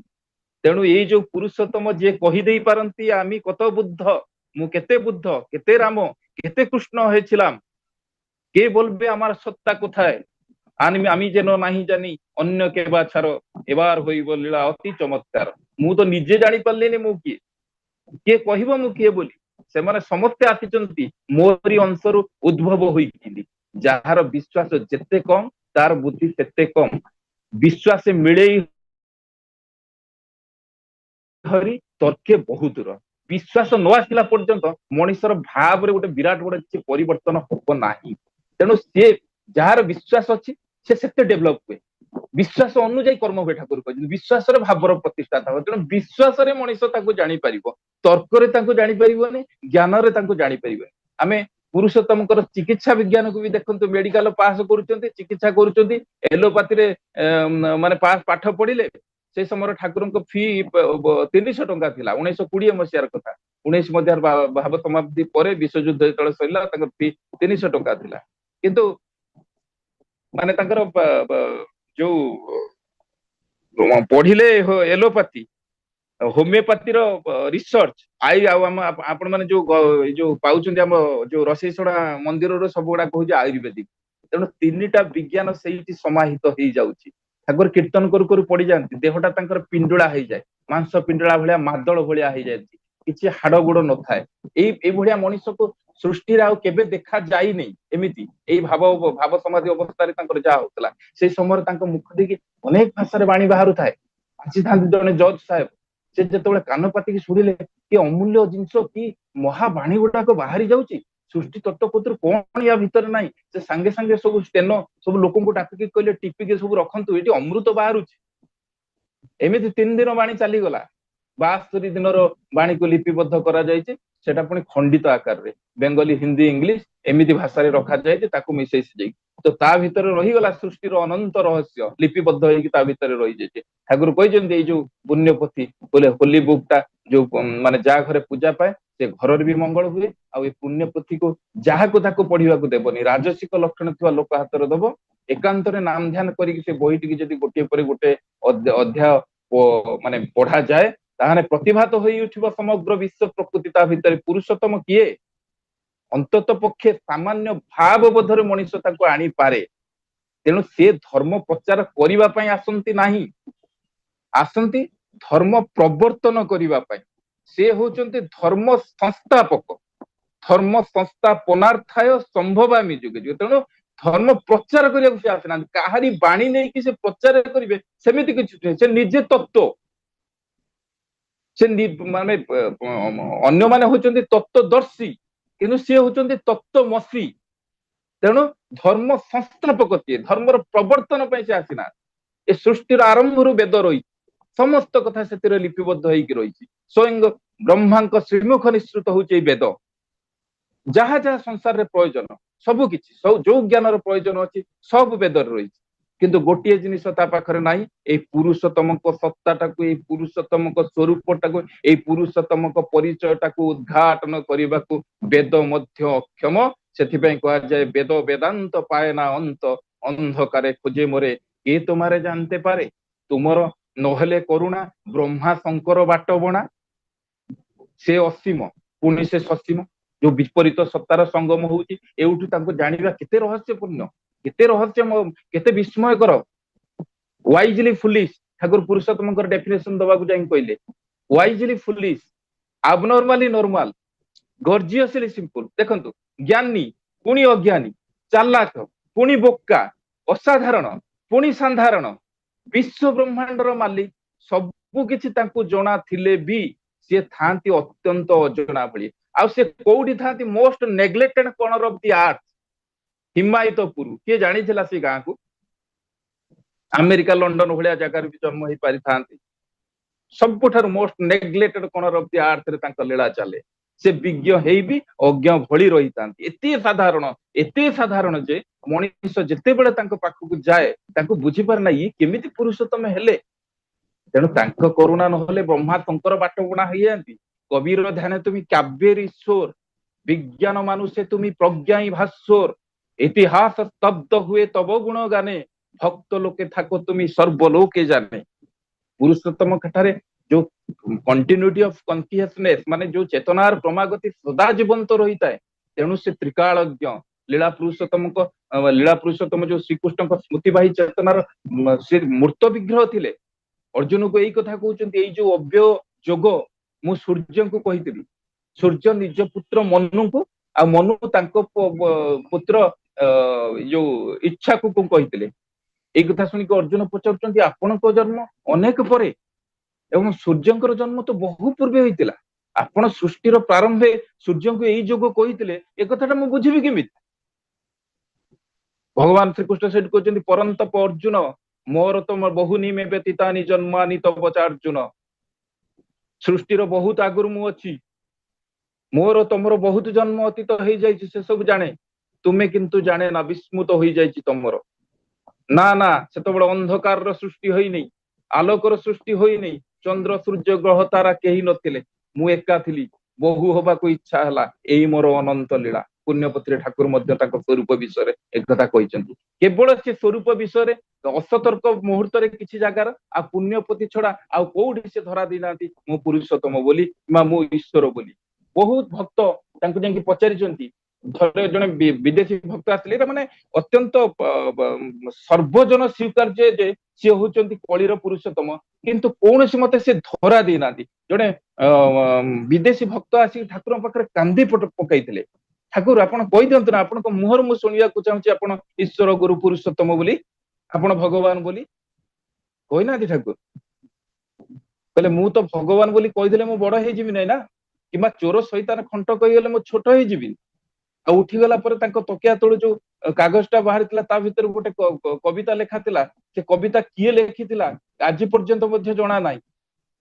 আর তার প্রথম লাইন এইটা ଥିଲା, বিশ্ব জোড়ে দ্বন্দ্ব ঋণে উঠিছে যে ভীম অগ্নিশিখা, সেইটি আমার বিজ্ঞাপনী হচ্ছে ক্রমে রক্ত লেখা। ଜାଣିଛନ୍ତି ସମସ୍ତେ ଆପଣ ମାନେ ସେ କବିତା ବିଷୟରେ। ହେଲେ ଦେଖ, ତମେ ମାନେ ମତେ ଭଗବାନ, ମାନେ ଯିଏ ବି ତାଙ୍କୁ ପ୍ରଚାର କରିବାକୁ ଯାଇଛି ଭଗବାନ ବୋଲିକି, ସିଏ ଯୋଉ ମାନେ ଆମେ ଯଦି ବହୁ ଭକ୍ତଙ୍କର ଅନୁଭବ ଅନୁଭୂତିକୁ ନେଇକି ତାଙ୍କୁ ବର୍ଣ୍ଣନା କରିବାକୁ ଯିବା, ତଥାପି ସେଟା କମ ପଡିଯିବ। ତେଣୁ ସେ କହିଛନ୍ତି, ଦେଖ ତମେ ମାନେ ମତେ ଭଗବାନ ଈଶ୍ୱର ବୋଲିକି ପ୍ରଚାର କରିକି ଜଗତରେ କିଛି ଗୋଟେ କରିପାରିବ ନାହିଁ। ମଣିଷର ଈଶ୍ୱର ସମ୍ବନ୍ଧରେ କୌଣସି ସ୍ଥିର ଧାରଣା ନାହିଁ। ମଣିଷ ଭାବେ ଯାହା ପାଖକୁ ଯାଇକି ନ କରିକି କିଛି ଲାଭ କରି ହୁଏ, ସେଇ ହଉଛନ୍ତି ଭଗବାନ। ଆଉ ଏଇ ପ୍ରତ୍ୟାଶା ରଖିକି ମଣିଷ ଯଦି ମୋ ପାଖକୁ ଆସିବ, ସେ କିଛି ପାଇବନି। ବରଂ ତମେ ଗୋଟେ ମତେ ପ୍ରେମୀ ଲୋକ, ଗୋଟେ ଅଭିଜ୍ଞ ଲୋକ ବୋଲିକି କହିପାର, କିନ୍ତୁ ଭଗବାନ ନୁହେଁ। କିନ୍ତୁ ସବୁବେଳେ ସେ ଗୋଟିଏ ଜାଗାରେ ବନ୍ଧା ପଡିଛନ୍ତି, ସେ ହଉଛି ଭକ୍ତର ଗଭୀରତା, ଭକ୍ତର ଭକ୍ତି ପାଖରେ, ଭକ୍ତିର ଗଭୀରତା ପାଖରେ। ଆଉ ସେଇ ଭଲ ପାଇବା ଭିତରେ ସେ ଧରା ଦେଇଥାନ୍ତି। ତାଙ୍କୁ ବାହାରୁ ବୁଝିକି ଦେଖିବା କଷ୍ଟକର ହୁଏ। ସିଏ ଜଗତର ପ୍ରତ୍ୟେକଟି ପ୍ରାଣରେ ବିଦ୍ୟମାନ, ଆପଣଙ୍କ ଭିତରେ, ମୋ ଭିତରେ, ପବନ ଭିତରେ, ପାଣି ଭିତରେ, ଗଛ ଭିତରେ, କୀଟ ପତଙ୍ଗ ଭିତରେ, ସବୁ ନିର୍ଜୀବ ମାନେ ଯେତେ ସଜୀବ ନିର୍ଜୀବ ପଦାର୍ଥର ଅଣୁ ପରମାଣୁ ଭିତରେ ବିରାଜମାନ, ତାକୁ ପ୍ରଚାର କରାଯିବ କେମିତି? ତେଣୁ ସେ ଅବ୍ୟକ୍ତ, ଯାହାକୁ ବ୍ୟକ୍ତ କରାଯାଇ ପାରେ ନା। ସମଗ୍ର ବିଶ୍ୱର ପ୍ରତ୍ୟେକଟି ସଜୀବ ନିର୍ଜୀବ, ଗଛ ଲତା କୀଟ ପତଙ୍ଗ, ଯେତେ ଭକ୍ତ, ଏତେ ମଣିଷ, ସମସ୍ତଙ୍କର ଅନୁଭୂତିକୁ ଯଦି ଏକାକାର କରାଯାଏ, ତଥାପି ସେ ବହୁ ଊର୍ଦ୍ଧ୍ୱରେ, ଯାହା ଧାରଣା କରିବାକୁ ଯାଇକି ମନଟା ମାନେ ନିଜତ୍ୱ ହରାଏ। ତେଣୁ ସେ ଅସୀମ, ଅନନ୍ତ, ଅସୀମ ଯখন ସସୀମ ହଏ, ସୀମାଇଲାନ ସ୍ଥାନ, ପୃଥିଭେଦୀ ଟାଣ ହେଲେ ଯାଇ ଦେଖିବୁରେ ଭଗବାନ। ଗୋଟେ ଚରମ ସତ୍ୟ ଯାହା ସମସ୍ତେ ଉପଲବ୍ଧି କରିଛନ୍ତି 81 ବର୍ଷର ଜୀବନ କାଳ ଭିତରେ ଠାକୁରଙ୍କର। ବିଶ୍ୱର ପ୍ରତ୍ୟେକଟି ପ୍ରାଣ ସହିତ ସେ ଜଡିତ। ଠାକୁର ସେ ମାନେ ଏମିତି ଲାଗେ ଯେ he is the existence of all that exist, he is the becoming of all that becomes. ସତ ଚିତ ଆନନ୍ଦ, ଯୋଉ ସଚ୍ଚିତାନନ୍ଦ କହୁ। ଏ ଆର୍ଯ୍ୟାବତ ଭାରତବର୍ଷ ବହୁ ମୁନି ଋଷିଙ୍କର ଦେଶ। ନ ବୁଝି ପାରୁଥିବା କିଛି କଥା ବୁଝିବା, ଜାଣିବା, ୟା ଏମିତି କିଛି ସୃଷ୍ଟି ହେଲେ ସେ କେବେ ବି କହିନାହାନ୍ତି, ସେଟାକୁ ସେ ବୁଝେଇ ଦେଇଛନ୍ତି, ଜଣେଇ ଦେଇଛନ୍ତି। ଆଉ ସିଏ ଯେବେ ଆସନ୍ତି ବିଧାତା ପୁରୁଷ, ସେ ଗୋଟେ ବିଧାନ ଦିଅନ୍ତି ଜୀବନକୁ ଉପଭୋଗ କରିବା ପାଇଁ, ଯୋଉ ବିଧାନଟା ଆମକୁ ମାନିକି ଚାଲିବାକୁ ହୁଏ। ତେଣୁ ପୁରୁଷୋତ୍ତମ ଏମିତି। ଏଟା ଅନେକ ଦୃଷ୍ଟାନ୍ତ ସେଠି ଠାକୁରଙ୍କୁ, ହେମଚନ୍ଦ୍ରଙ୍କୁ ତାଙ୍କ 7 ଜନ୍ମ ପୂର୍ବର ଘଟଣା କହିଦେଇଥିଲେ। କହିଲେ ଠାକୁର ଏକଥା ବି କହିଥିଲେ, କୌଣସି ମଣିଷ ଯେତେବେଳେ ମୋ ସାମ୍ନାକୁ ଆସେ, ତାର ଅତୀତ, ତାର ବର୍ତ୍ତମାନ, ତାର ଭବିଷ୍ୟତ ସିନେମାସ୍କୋପ ଭଳିଆ ମୋ ସମ୍ମୁଖରେ ନାଚିଯାଏ। ତେଣୁ ଗୁରୁ ପୁରୁଷୋତ୍ତମ ସଚ୍ଚିଦାନନ୍ଦଙ୍କର ମୂର୍ତ୍ତ ବିଗ୍ରହ, ରୂପାୟିତ ଈଶ୍ୱର ପ୍ରେରଣା, ଆତ୍ମିକ ଶକ୍ତିର ପ୍ରଜ୍ୱଳ ପ୍ରକାଶ, ଅସ୍ଥି ବୁଦ୍ଧିର ପରମ ଅମୃତ ପଥ। ଆଲୋଚନା ପ୍ରସଙ୍ଗର ପ୍ରଥମ ଖଣ୍ଡରେ କହୁଛନ୍ତି, ତାଙ୍କୁ ମୃତ୍ୟୁ ଗ୍ରାସ କରିପାରେ ନାହିଁ, ତାଙ୍କର ବିନାଶ ନାହିଁ, ସେ ଅମୃତ ସ୍ୱରୂପ। ଆଉ ଏଇ କଥା ସେଦିନ ସେ ଅର୍ଜୁନକୁ ମାନେ ଶୁଣିବାକୁ ଚାହିଁଥିଲେ। ବହୁ ନିମେ ବ୍ୟତୀତାନି ଜନ୍ମାନି ତବ ଚାର୍ଜୁନ, ତୋର ବହୁ ଜନ୍ମ ଯାଇଛି, ମୋର ବହୁ ଜନ୍ମ ଯାଇଛି, କିନ୍ତୁ ତୋର ଆଦୌ ମନେ ନାହିଁ। ମୋର କିନ୍ତୁ ଏଗୁଡାକ ସବୁ ଜନ୍ମ ଜନ୍ମାନ୍ତରର ସ୍ମୃତି ମନେ ଅଛି। ଅବଜାନନ୍ତି ମାଂ ମୁଢା ମାନୁଷୀ ତନୁମାଶ୍ରିତମ ପରମ ଭାବ ମଜାନନ୍ତେ ମମ ଭୂତ ମହେଶ୍ୱର। ଏଇ ମୁଁ ଯେତେବେଳେ ମଣିଷ ରୂପେ ଆସେ, ମୁଁ ମୋର ଛୁଆ ପିଲା ସବୁ ନେଇକି ମୁଁ ତ ମଣିଷ ଭଳି ଆଚରଣ କରେ, ମୋର ବି ଦେହ ଖରାପ ହୁଏ, ମତେ ବି ମେଡିସିନ ଲାଗେ। ତେଣୁ ଏଇ ଯୋଉ ମଣିଷ ତନୁ ଧରିକି ମୁଁ ଯେତେବେଳେ 3.5 ହାତ ମାନେ ମଣିଷ ରୂପ ନେଇକି ଆସେ, ମତେ ଜାଣିପାରନ୍ତି ନାହିଁ, ମଣିଷ ବୁଝିପାରେ ନା। ବୀରୁ ରାୟ ଜାଣିଥିବେ ସମସ୍ତେ, ସମାଜ ସଂସ୍କାରକ ଥିଲେ, ବିପ୍ଳବୀ ଥିଲେ। ଠାକୁରଙ୍କର ଆଦୌ କୌଣସି ମତେ ଠାକୁରଙ୍କୁ ବିଶ୍ୱାସ କରିପାରନ୍ତିନି, ଇଏ ଠାକୁର ବୋଲି କେହି ବିଶ୍ୱାସ ହୁଏ ନା। ଯେତେବେଳେ କୁଷ୍ଟିଆରେ ସେତେବେଳେ ଚାଲିଥାଏ ମହାପ୍ଲାବନ, ଭାବ ସମାଧି ହୁଏ କୁଷ୍ଟିଆ ପାବନ ଅଞ୍ଚଳରେ, ସେତେବେଳେ ହିନ୍ଦୁ ମୁସଲମାନ ସମସ୍ତେ ମାନେ ମାତି ଯାଇଥିଲେ ଠାକୁରଙ୍କର ଏଇ ଅମୀୟ ଲୀଳା ଲୀଳାରେ ମାନେ ସାମିଲ ହେଇକି ସମସ୍ତେ ମାତି ଯାଇଥିଲେ। ତାଙ୍କ ବାପା ଥିଲେ, ବୀରୁରାୟଙ୍କର ବାପା ଥିଲେ ସିଭିଲ ଇଞ୍ଜିନିୟର। ହଠାତ୍ ତାଙ୍କର ମୃତ୍ୟୁ ହେଲା। ଆଉ ଇଏ ଥିଲେ ସ୍ୱାଧୀନତା ସଂଗ୍ରାମୀ ବୀରୁ ରାୟ, କାରଣ ସେତେବେଳେ ଯେତେବେଳେ ବ୍ରିଟିଶ ଗଭର୍ଣ୍ଣମେଣ୍ଟର ଯୋଉମାନେ ସ୍ୱାଧୀନତା ସଂଗ୍ରାମ କରୁଥିଲେ, ତାଙ୍କ ନାଁରେ ୱାରେଣ୍ଟ ଇସ୍ୟୁ କରିଦଉଥିଲେ। ତେଣୁ ତାଙ୍କ ବାପା ଯେତେବେଳେ ସିଭିଲ ଇଞ୍ଜିନିୟର ଥିଲେ, କୌଣସି ମତେ ତାଙ୍କୁ ବହୁତ କାଇଦା କଟକଣା କରି କେତେ ଥର ଖସେଇ ଦେଇଛନ୍ତି। କିନ୍ତୁ ଯେତେବେଳେ ତାଙ୍କ ବାପାଙ୍କର ମୃତ୍ୟୁ ହେଲା, ତାଙ୍କ ମା ବହୁତ ମାନେ ବ୍ୟସ୍ତ ହେଇ ପଡିଲେ। କାହିଁକିନା ବୀରୁ ରାୟଙ୍କୁ ଇଂରେଜ ମାନେ ଯଦି ଧରିକି ନେଇଯିବେ, ତାକୁ ଫାଶୀ ହେଇଯିବ। ଆଉ ତାଙ୍କ ସେତେବେଳେ ବି ଯାହାଙ୍କୁ ଧରିକି ନେଉଥିଲେ, ସେମାନେ ତାଙ୍କୁ ଆଇଦର ନିର୍ବାସିତ କରିଦଉଥିଲେ, ଫାଶୀ ଦଉଥିଲେ। ତେଣୁ କେମିତି ରକ୍ଷା କରିବେ? ତାଙ୍କର ଦାଦା ଥିଲେ ଅଶ୍ୱିନୀ ରାୟ, ତାଙ୍କ କକା। ସିଏ ଠାକୁରଙ୍କ ଭକ୍ତ, ସିଏ ଠାକୁରଙ୍କ ପାଖକୁ ଆସନ୍ତି। ସିଏ ଆସିକି ତାଙ୍କ ମା ଆସିକି, ବୀରୁ ରାୟଙ୍କ ମା ଆସିକି ତାଙ୍କର ସେ କକାକୁ କହିଲେ ଯେ ତୁ ଏକୁ କେମିତି ବଞ୍ଚା। ଆଉ ବିରୁଦା କୌଣସି ମତେ କୀର୍ତ୍ତନକୁ ମଧ୍ୟ ଯାଆନ୍ତିନି। ଆଉ ଅଶ୍ୱିନୀ ରାୟଙ୍କୁ, ତାଙ୍କର ଯୋଉ କକାକୁ ଅନେକ ପ୍ରକାର ବିଦ୍ରୁପ କରିକି କହନ୍ତି, ଦେଶରେ ଏଠି ନିଆଁ ଜଳୁଛି, ତମେ ଯାଇକି ଏଠି ଇଏ ଖିଚୁଡି କରିକି ଖାଉଛ, ଏଠି ତାଳି ବଜଉଛ, ଆନନ୍ଦ ବଜାର କରୁଛ, ଇଏ ଅନ୍ଧବିଶ୍ୱାସର ମାତୁଛ, ମାନେ ଏମିତି ତାଙ୍କୁ କମେଣ୍ଟ କରନ୍ତି। ଦିନେ ତାଙ୍କୁ କହିଲେ, ବୀରୁ ତୁ ଏଇ ଯୋଉ କଥା ଗୁଡାକ ମତେ କହୁଛୁ, ଚାଲ ଯିବା ତ ଥରେ ଠାକୁରଙ୍କ ପାଖକୁ, ଠାକୁରଙ୍କୁ କହିବୁ। ନା ମୁଁ ଯିବିନି, ଏଗୁଡାକ ମତେ ବିଶ୍ୱାସ ନାହିଁ। କହିଲେ ଚାଲ ଥରେ ବୁଲି ଆସିବା, ତୋ ମନର କଥା ଯୋଉଗୁଡା ମତେ କହୁଛୁ ସେଗୁଡାକ ସେଠି ବି କହିବୁ। ଯାହା ବି ବହୁତ କଷ୍ଟରେ ସେ ଯିବା ପାଇଁ, ଯେହେତୁ ତାଙ୍କ ମା ବି ଏପଟର କହିଲେଣି, ସେପଟର ବାପା ବି ଚାଲି ଯାଇଛନ୍ତି, ମନ ଭାରାକ୍ରାନ୍ତ ହେଲାଣି, ସେ ରାଜି ହେଲେ। ରାଜି ହେଲା ପରେ କହିଲେ, ଗୋଟେ କଥା, ମୁଁ ଯେ ଯିବି, ମୁଁ ତାଙ୍କୁ ପ୍ରଣାମ କରିବି ନାହିଁ। ଅଶ୍ୱିନୀ ଦା କହିଲେ ଠିକ ଅଛି, କିଛି ଅସୁବିଧା ହବନି, ଚାଲ। ବୀରୁଦା ଭାବିଥିଲେ ଯେତେବେଳେ ଯାଇକି ପହଞ୍ଚିକି, ଗୋଟେ ଦାଢି ଫାଢି ହେଇଥିବ, ଇଏ କିଛି ଭେଳିକି ବାଜି କରୁଥିବେ, ମାନେ ଅନେକ କିଛି ପ୍ରବଚନ ଦଉଥିବେ, ଅନେକ କଥା ଚିନ୍ତା ଅନେକ କଥା ଚିନ୍ତା କରିକି ସେ ଯାଉଥିଲେ। ଯେତେବେଳେ ସେତେବେଳେ ତ ଡଙ୍ଗା ପାରି ହେଇକି ଯିବାକୁ ପଡୁଥିଲା, ଯେତେବେଳେ ଡଙ୍ଗାଟା ଆସିକି ନଦୀ କୂଳରେ ଲାଗିଲା, ଠାକୁର ଏପଟ କୂଳରେ ଛିଡା ହେଇକି ଡାକୁଛନ୍ତି, ଆସନ୍ତୁ ଆସନ୍ତୁ ଆପଣଙ୍କୁ ମୁଁ ଅପେକ୍ଷା କରିଛି। ଏଇଠି ବିରୁରାୟଙ୍କର ଗୋଟେ ଭାବାନ୍ତର ହେଇଛି।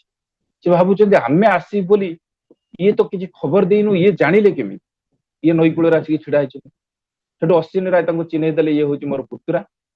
ସେଠୁ ଠାକୁର ତାଙ୍କୁ ଡାକିଲେ, ଆସନ୍ତୁ। ତ ଆଶ୍ଚର୍ଯ୍ୟ ହେଇଛନ୍ତି ମାନେ ବିରୁଦା, ତାଙ୍କୁ ଦେଖିକି ଦେଖୁଛନ୍ତି, ହଁ ଠିକ ଅଛି, ଇଏ ଜଣେ ଉତ୍ତମ ପୁରୁଷ, ଆଜାନୁଲମ୍ବିତ ବାହୁ, ଖୁବ ସୁନ୍ଦର ଚେହେରା, ଆଉ କଣ୍ଠସ୍ୱରଟା ବି ଅତ୍ୟନ୍ତ ସୁଇଟ। ଇଏ ତ ମାନେ ଯୁବକ, ଇଏ ମୋ ଠାରୁ ତ କମ ବୟସ, କିନ୍ତୁ ବାସ୍ତବିକ ଗୋଟେ ପ୍ରେମୀ ମଣିଷ। ଏଇ ଇମ୍ପ୍ରେସନ ଟା ତାଙ୍କର ସେଇଠି କ୍ରିଏଟ ହେଲା। ଯାହା ବି ହଉ, ଖାଇବାର ବ୍ୟବସ୍ଥା ହେଲା, ତା ଭିତରେ ଦେଶ ବିଦେଶର ଆଲୋଚନା ହେଲା ଠାକୁରଙ୍କ ସହିତ।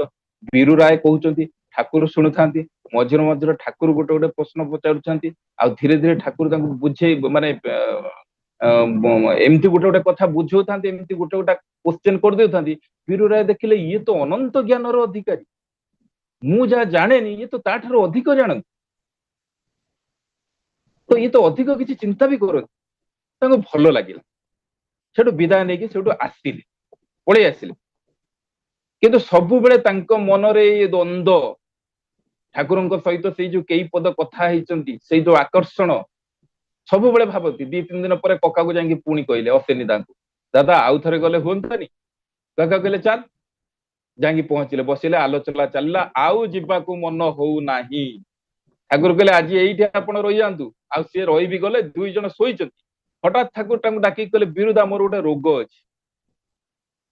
ବିରୁଦା ପଚାରୁଛନ୍ତି, ଠାକୁର ଆପଣଙ୍କର ପୁଣି କି ରୋଗ? ଆପଣଙ୍କୁ ଦେଖିଲେ ଆପଣ ଗୋଟେ ରୋଗୀ ମଣିଷ ଭଳିଆ ଲାଗୁନାହାନ୍ତି, ଆପଣଙ୍କର ଏତେ ସୁନ୍ଦର ଚେହେରା, ଏ ଗୋଟେ କି ରୋଗ? ହେଲେ ଦେଖନ୍ତୁ ତ ମୋର ନାଡିଟା, ମୋର ପଲ୍ସ ଟା ଟିକେ ଦେଖନ୍ତୁ ତ। ଦେଖିଲେ ଆଦୌ ନାଡି ଚାଲୁନାହିଁ। କହିଲେ ଛାତିଟା ଟିକେ ହାତ ଦେଇ ଦେଖନ୍ତୁ ତ।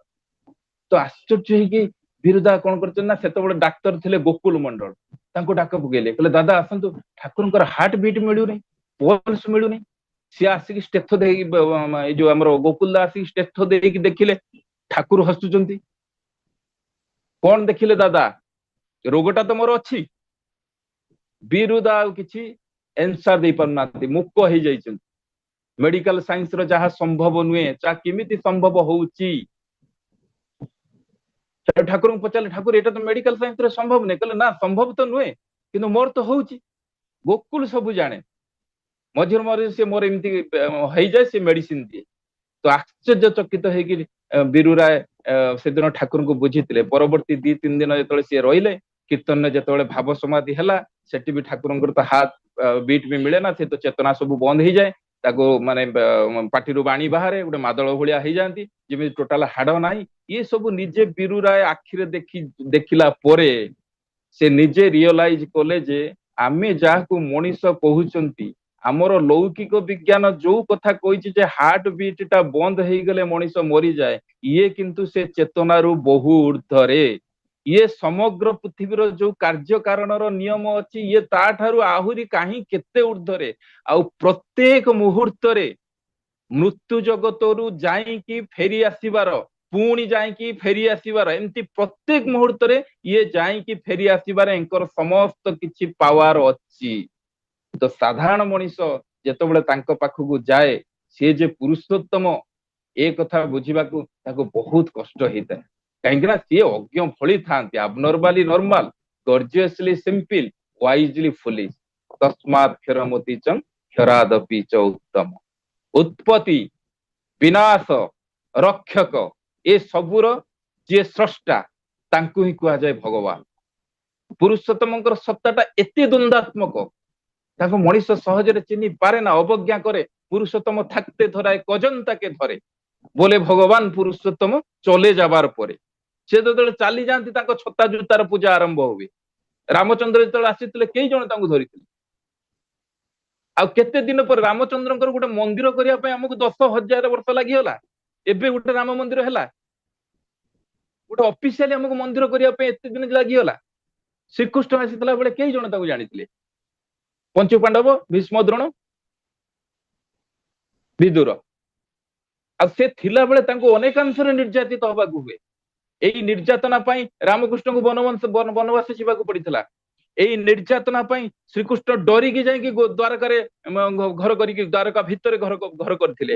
ଏଇ ନିର୍ଯାତନା ପାଇଁ ଗୋଟେ ଦେଶରୁ ଛାଡିକି ଠାକୁର ଅନୁକୂଳ ଚନ୍ଦ୍ର ପଳେଇ ଆସିଲେ। ତାଙ୍କୁ ଅନେକ ନିର୍ଯାତନା ଦିଆଯାଏ, ତାଙ୍କୁ ବହୁ ଭାବରେ ଅପମାନିତ କରାଯାଏ, ତାଙ୍କୁ ବହୁ କଷଣ ସହିବାକୁ ପଡେ। ରାମକୃଷ୍ଣ ପରମହଂସ ଯେତେବେଳେ ପୂଜକ ହିସାବରେ ଦକ୍ଷିଣେଶ୍ୱର କାଳୀ ମନ୍ଦିରକୁ ଆସିଥିଲେ, ସେଠି ଯୋଉ ରାଜା ଯୋଉ କଣ ତାଙ୍କ ନାଁ ଯୋଉ ରାଣୀ ରାସମଣୀ ତାଙ୍କର ଜ୍ୱାଇଁ ଥିଲେ ଯେ ମାଥୁର ବାବୁ, ଯେ ପୁରା ଦାୟିତ୍ୱ ନେଇକି ଜମିଦାରୀ ଥିଲା, ସେ ଦେଖୁଥିଲେ ସେ ଯୋଉ ମନ୍ଦିରଟାକୁ ଏବଂ ରାମକୃଷ୍ଣ ଯୋଉ ମନ୍ଦିରରେ ପୂଜା କରୁଥିଲେ କାଳୀ ମନ୍ଦିରରେ ସେଠାକୁ ବି ସେ ଦେଖାଶୁଣା କରିଛନ୍ତି। ତ ସିଏ ବହୁତ ବିରକ୍ତି ହୁଅନ୍ତି, କିନ୍ତୁ ତାଙ୍କ ରାଣୀଙ୍କର ଯୋଉ ରାସମଣୀଙ୍କର ମାନେ ଯୋଉ ତାଙ୍କ ଶାଶୁଙ୍କର ତାଙ୍କ ପ୍ରତି ମାନେ ଷ୍ଟ୍ରିକ୍ଟଲି ଇନଷ୍ଟ୍ରକ୍ସନ ଥିଲା, ତୁ ଏ ଲୋକଟାକୁ କିଛି କହିବୁନି। କିନ୍ତୁ ମାଧୁର ବାବୁ ରାମକୃଷ୍ଣଙ୍କର କଥା ଶୁଣିକି ଏତେ ବିରକ୍ତି ହୁଅନ୍ତି, ଚିନ୍ତା କରନ୍ତୁ ପୁରୁଷୋତ୍ତମକୁ ଦେଖି କେତେ ବିରକ୍ତି ହୁଅନ୍ତି। ତାଙ୍କୁ ଜ୍ଞାନୀ ବୁଣିକି ତ ଦୂରର କଥା, କିନ୍ତୁ ଏଟା ସୁଧୁ ମୂର୍ଖଟା। ଭାବନ୍ତି ଏଟା ବେକାର, ମୋ ଶାଶୁ ଆଣିକି ଏ ଲୋକଟାକୁ ଏଠି ପୋଷୁଛନ୍ତି, ମାନେ ଏଟା କମ୍ପ୍ଲିଟ ବେକାର, ଏଟା ପାଗଳାଟା। ତ ଦିନେ ଦି ମହଲା କୋଠା ଉପରେ ବସିଛନ୍ତି, ହିସାବ କରୁଛନ୍ତି, ତଳେ ରାମକୃଷ୍ଣ ବୁଲୁଛନ୍ତି। କାଳୀଙ୍କ ସାମ୍ନାକୁ ଆସିକି ଦେଖିଲା ବେଳକୁ, ସେ ଯେତେବେଳେ କାଳୀଙ୍କ ସାମ୍ନାକୁ ଆସୁଛନ୍ତି, ସେ ରାମକୃଷ୍ଣଙ୍କୁ ଦେଖୁଛନ୍ତି, ପୁଣି ବୁଲି ପଡିଲା ବେଳକୁ ସ୍ୱୟଂ କାଳୀ ମାଙ୍କୁ ଦେଖୁଛନ୍ତି। ଥରେ ନୁହେଁ ଅନେକ ବାର ଏମିତି ଯେତେବେଳେ ଏଠିକି ଆସୁଛନ୍ତି, ସେ ରାମକୃଷ୍ଣଙ୍କୁ ଦେଖୁଛନ୍ତି, ପୁଣି ସେପଟକୁ ବୁଲି ପଡିଲା ବେଳକୁ କାଳିମାକୁ ଦେଖୁଛନ୍ତି। ଆରେ ଗୋଟେ ମଣିଷର ଏଠି ଦିଟା ରୂପ କେମିତି ହେଇଛି? ଏମିତି ବହୁତ ବାର ଦେଖିଲେ ଦେଖିଲେ ଦେଖିଲେ ଦିନେ ଆସିକି ଦିନେ ଦେଖିଲେ ଗୋଟେ ଲାଇଟ ଯାଇକି ତାଙ୍କ ଘର ଭିତରେ ପ୍ରବେଶ କରିଗଲା, ଗୋଟେ ଜ୍ୟୋତି ଯାଇକି ତାଙ୍କ ଘର ଭିତରେ ପ୍ରବେଶ କଲା। ସେ ଜ୍ୟୋତିଟା ପଛେ ପଛେ ଧାଇଁକି ଆସିଲେ, ଯାଇକି ଆସିକି ପଚାରୁଛନ୍ତି ଠାକୁରଙ୍କୁ, ଠାକୁର ମୁଁ ତ ଏମିତିଆ ଦେଖିଲି। କିନ୍ତୁ ରାମକୃଷ୍ଣ କଥାଟା ଏଡେଇ ଦେଲେ, କହିଲେ ନା ନା ଆପଣ ଆଉ, କାରଣ ସିଏ ତ ଧରା ଦେବେନି ନା। ମଣିଷ ସାଧନା ବରଣ ଯଦି ଦେଖେ, ଦେଖିପାରେ, ଅଥବା ସିଏ ଯଦି କୃପା କରିକି ତାଙ୍କ ସ୍ୱରୂପଟାକୁ ଜଣେଇ ଦିଅନ୍ତି, ତାହେଲେ ଜାଣିପାରିବ। ନା ପ୍ରବଚନାରେ ମନେ ନଥିବା କେବଳ ମେଧାରେ ବୋଲେ ତାରେ ନାହିଁ ଜାନା ଯାଏ। ପ୍ରବଚନାରେ ମନେ ନଥିବା କେବଳ ମେଧାରେ ବୋଲେ ତାରେ ନାହିଁ ଜାନା ଯାଏ। তিনি কৃপা করে যাহারে বলিয়া তার কাছে তার স্বরূপ দেখতে হয়। ତେଣୁ ସିଏ କୃପା କରିକି ଯୋଉଠି ବତେଇ ଦିଅନ୍ତି, ସେଇ ଜାଗାରେ ହିଁ କିଛିଟା ତାଙ୍କ ସ୍ୱରୂପକୁ ଜାଣିବାକୁ ହୁଏ। ଜନ୍ମ କର୍ମଠୁ ଦିବ୍ୟ, ଜନ୍ମ କର୍ମ ମୋ ହାତରେ ଅଛି, ତେଣୁ ମୁଁ ଅବତାର। ମଣିଷ ନିଜର କର୍ମଫଳ ଭୋଗ କରିବା ପାଇଁ ଏ ପୃଥିବୀର ଜନ୍ମ ଗ୍ରହଣ କରେ, କିନ୍ତୁ ମୁଁ ଅଜନ୍ମା ଅଯୋନି ସମ୍ଭୂତା। ରାମକୃଷ୍ଣ ଜନ୍ମ ଲଗ୍ନ କୋଉଠି ଲେଖା ହେଇନି, କୋଉଠି ପାଇବେନି। ଶ୍ରୀକୃଷ୍ଣ ଜନ୍ମ ହେଲା ବେଳେ ବି କୋଉଠି ତାଙ୍କୁ କେହି ଦେଖି ନାହାନ୍ତି, ସମସ୍ତେ ତନ୍ଦ୍ରାଚ୍ଛନ୍ନ। ସେ ଠାକୁର ଜନ୍ମ ହେଲା ବେଳେ ବି କେହି ତାଙ୍କୁ ଦେଖି ନାହାନ୍ତି, ମାତ୍ର ମନମୋହନ ଦେବୀ ଆଉ ସେ ଯୋଉ ଧାଇ ଥିଲେ ତାଙ୍କର, ସେ ଛାଡିଦେଲେ, ଆଉ କେହି ଦେଖିନାହାନ୍ତି, ସମସ୍ତେ ତନ୍ଦ୍ରାଚ୍ଛନ୍ନ। ତେଣୁ ତାଙ୍କୁ କୁହାଯାଏ ଅଯୋନି ସମ୍ଭୂତା। ଜନ୍ମ ମରଣ ଯାର ନାହିଁ, ମଣିଷ ରୂପେ ଭାବଗ୍ରାହୀ। ମାନବ ଉଦ୍ଧାର ନିମନ୍ତେ ତୋହର ଜନ୍ମ ଏ ଜଗତେ। ଜନ୍ମ ମୃତ୍ୟୁର ସେ ବହୁ ଊର୍ଦ୍ଧ୍ୱରେ। ଅବଜାନନ୍ତି ମାଙ୍ଗୁଢା ମାନୁଷିକ ଅନୁମାଶ୍ରିତମ୍। ସାଧାରଣ ମଣିଷ ମତେ ଜାଣିପାରେନି, କିନ୍ତୁ ମୋ ପାଖରେ ଜନ୍ମ ମୃତ୍ୟୁ ସବୁ କିଛିର ଊର୍ଦ୍ଧ୍ୱରେ ମୁଁ ଥାଏ। ଏଇ ହଉଛନ୍ତି ପୁରୁଷୋତ୍ତମ, ତାଙ୍କ ରହସ୍ୟ। ତାକୁ ଜାଣିବା ବହୁତ କଠିନ। ସିଏ ନ ଜାଣିଲେ ତୁମି ଯେ ଶ୍ରୀହରି, ତୁମି ନାରାୟଣ, ତୁମି ନା ବୁଝାଲେ ବୁଝେ କौन ଜନ। ମଣିଷ ଯେତେବେଳେ ଜାଣିପାରେ, ତା ଜୀବନଟା ଦୁର୍ଲଭ ହୋଇଯାଏ। ଆଉ ଯେତେ ଦିନ ପର୍ଯ୍ୟନ୍ତ ସେ ତା ସ୍ୱରୂପକୁ ମଣିଷ ଜାଣି ନ ପାରିଛି, ବୁଝି ନ ପାରିଛି, ସେତେ ଦିନ ପର୍ଯ୍ୟନ୍ତ ତାଙ୍କ ଦୟାରୁ ବଞ୍ଚିତ ହୁଏ। ଥରେ ବିବେକାନନ୍ଦ ଆମେରିକା ଯାଇଥିଲେ। ଜ୍ଞାନୀ ବିଜ୍ଞାନୀ ରାଜନୀତି, ଜ୍ଞାନ ବିଜ୍ଞାନ ରାଜନୀତି ବହୁତ କିଛି ଯାଜନ କଲେ। ଜଣେ ନାସ୍ତିକ ବ୍ୟକ୍ତି, ତା ନାଁ ଥିଲା ହିଙ୍ଗାର୍ସ। ହିଙ୍ଗାର, ସିଏ ଦଳେ ତାଙ୍କର ଯୋଉ ଲୋକଙ୍କୁ ନେଇକି ଆସିକି କହିଲା, ଏଠି ସବୁ ଏତେ କଥା ଗୁଡା ଗପୁଛ, ତମେ ଗୁଡା ବ୍ଲାକ୍ ମ୍ୟାଜିକ କର, ଅନ୍ଧବିଶ୍ୱାସ କର, ଗଛକୁ ପୂଜା କର, ଏଇ ଯୋଉ ମଠକୁ ପୂଜା କର, ମାଟିକି ପୂଜା କର, ପଥରକୁ ପୂଜା କର, ଗୁରୁ ପୂଜା କର, ତମର ତ ଗୋଟେ ଗୁରୁ ଅଛି, ସେଟା ଗୋଟା ଅର୍ଦ୍ଧ ପାଗଳ। ବିବେକାନନ୍ଦ ଗୋଟିଏ କଥା କହିଥିଲେ, ଆଜ୍ଞା ମୋ ଗୁରୁଙ୍କ ଯୋଉ ସତ୍ତା, ଯୋଉ ସ୍ୱରୂପକୁ ବ୍ୟାଖ୍ୟା କରିବା ପାଇଁ ମତେ 10,000 ବର୍ଷ ପର୍ଯ୍ୟନ୍ତ ଜନ୍ମ ନେବାକୁ ପଡିବ। ଆଉ ଯଦି ବା କେହି ତୁମ ମାନଙ୍କର ଚେତନାର ସ୍ତର ଯାହା, ତୁମ ମାନଙ୍କର ଚେତନାର ସ୍ତର ଯାହା, ତାଙ୍କୁ ବୁଝିବା ପାଇଁ ତମ ମାନଙ୍କୁ 10,000 ରୁ କେତେ ଉର୍ଦ୍ଧ୍ୱ ବର୍ଷ ଲାଗିବ, ତା ମୁଁ କହିପାରୁନି। କାହିଁକି ନା ତୁମ ମାନସିକ ଅବସ୍ଥା ଯାହା, ସେ ମୋ ଗୁରୁଙ୍କ ସ୍ୱରୂପକୁ ବୁଝିବା ପାଇଁ ଯୋଗ୍ୟତା ବି ହେଇନି। ହଜାର ହଜାର ବର୍ଷ ଧ୍ୟାନ କରିକି ଯୋଗୀ ମାନେ ମଧ୍ୟ ତାଙ୍କ ସ୍ୱରୂପକୁ ବ୍ୟକ୍ତ କରିପାରି ନାହାନ୍ତି। ମନ ଭିତରେ ତାଙ୍କ ସ୍ୱରୂପକୁ ଦେଖିବା ପାଇଁ ମଧ୍ୟ ଚେଷ୍ଟା କରିଛନ୍ତି, ତଥାପି ପାରି ନାହାନ୍ତି। অজ্ঞ যেমন বেজ্ঞ তেমন অজ্ঞ বিজ্ঞ থাকেন পার, জ্ঞান বিজ্ঞান এর পারে থেকে পরম প্রসিদ্ধ অদ্ভুতি সবার। ক্ষর মানে এই যে ଶରୀର ସେ ପରିବର୍ତ୍ତନଶୀଳ ବିନାଶଶୀଳ, ଯେତେବେଳେ ସେ ଆସନ୍ତି ସେ ମଧ୍ୟ ଜରା ବ୍ୟାଧି ସଂସାରର ଜ୍ୱାଳା ଯନ୍ତ୍ରଣା ସବୁ କିଛି ଭୋଗ କରନ୍ତି। ତେଣୁ ସେ କ୍ଷର ମଣିଷ ଭଳି। ଅକ୍ଷର କେମିତି? ଆମ ଆତ୍ମା ଅକ୍ଷର, ଦେହର ବିନାଶ ହୁଏ, ନୂଆ ଦେହ ଧାରଣ କରେ, କିନ୍ତୁ ଆତ୍ମା ଅମର ଅକ୍ଷର, କ୍ଷରାତୀତ, ଯାହା ହେଇ ଦିଟା ଅବସ୍ଥାରୁ ଉପରେ।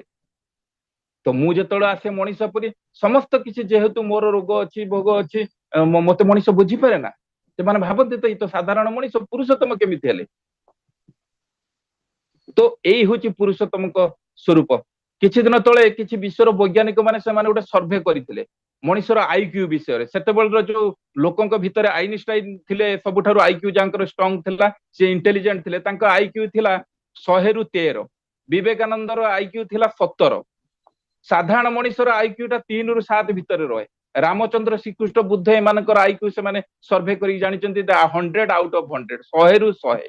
ଏଇ ଥିଲା ବାସ୍ତବ ବିଜ୍ଞାନ ଉପରେ ଆଧାରିତ ଗୋଟେ ତଥ୍ୟ।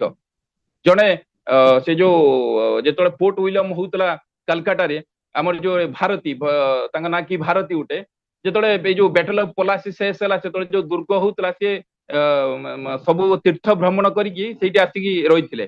ସେ ଗଛ ମୂଳରେ ବସିକି କିଛି ଖାଇବା ପିଇବା କରୁଥିଲେ। ତାଙ୍କର ଯେ ଇନଚାର୍ଜ ଥିଲେ ସେ ସେନାପତିକି ପଠେଇଲେ, କହିଲେ ଏମାନଙ୍କୁ ଏଠୁ ଭାଗା। ସେ ଆସିକି କହିଲେ ତମେ ସବୁ ଏଠୁ ପଳାଅ। ଏମାନେ ମନା କଲେ ଆମେ ରାତିରେ ଏଠି ଭୋଜନ କରିବୁ, ମାନେ ଏଠୁ ଆମେ ଯିବୁନି। ସେ ବହୁତ ଜୋରରେ ରାଗିଗଲେ। ରାଗିକି ସେ ଗାଳି ଦବା ଏତେ ଜୋର ଷ୍ଟାର୍ଟ କଲେ, ମାନେ ଇଂଲିଶର ସେ ଯେତେବେଳେ ଏମାନଙ୍କୁ ଗାଳି ଦେଲେ, ଏଇ ଯୋଉ ଆନନ୍ଦ ଭାରତୀ, ତାଙ୍କ ନାଁ ଥିଲା ଆନନ୍ଦ ଭାରତୀ, ଏଇ ଯୋଉ ଆନନ୍ଦ ଭାରତୀ ତାଙ୍କୁ ଏତେ ମାତ୍ରାରେ ଗାଳି ଦବା ଦ୍ୱାରା ତାଙ୍କ ଦେହକୁ ଏମିତି ଲାଗିଲା ସେ ଟିକେ ତାଙ୍କ ଆଡକୁ ଅନେଇ ଦେଇଛନ୍ତି। ସେ ଅନେଇ ଦେଲା ପରେ ତାଙ୍କ ପାଟିଟା ବନ୍ଦ ହେଇଗଲା, ଯିଏ ଗାଳି ଦଉଥିଲା ଫଟକିଣା ବାକ୍ ରୁଦ୍ଧ ହେଇଗଲା। ସେ ଭୟରେ ପଳେଇଗଲେ। ଆଉ ସେ ଭୟ ପଳେଇକି ଆସିକି ସେଇ କଥାଟା ମାନେ ତାଙ୍କ କ୍ୟାପ୍ଟେନ କୁ କହିଲେ। ତାଙ୍କ କ୍ୟାପ୍ଟେନ ଆସିକି କହିଲେ ଏମିତି କଥା, କହିଲେ ଏଗୁଡାକ ଯୋଉ କାଠ ଫାଠ ଏଠିକି ଆଣିଛନ୍ତି ଏଗୁଡାକ ସବୁ ଜାଳି ଦିଅ, ନିଆଁ ଲଗେଇ ଦିଅ। ଆଉ ଏଇ ଯୋଉ ଇଏ ଯୋଉ ଅନେଇକି ଏମିତି ଚାହାଣୀରେ ଅନଉଛି, ତା ଭିତରେ ସେ ନିଆଁକୁ ଲଗେଇକି ତା ଭିତରକୁ ପକେଇ ଦିଅ। ମାନେ ବହୁତ ନୃଶଂସ ଥିଲେ ନା। ତ ନିଆଁ ଲଗେଇକି ତା ଭିତରକୁ ତାଙ୍କୁ ଫୋକଡା ଦେଇଥିଲା ଯୋଉ ଆନନ୍ଦ ଭାରତୀ।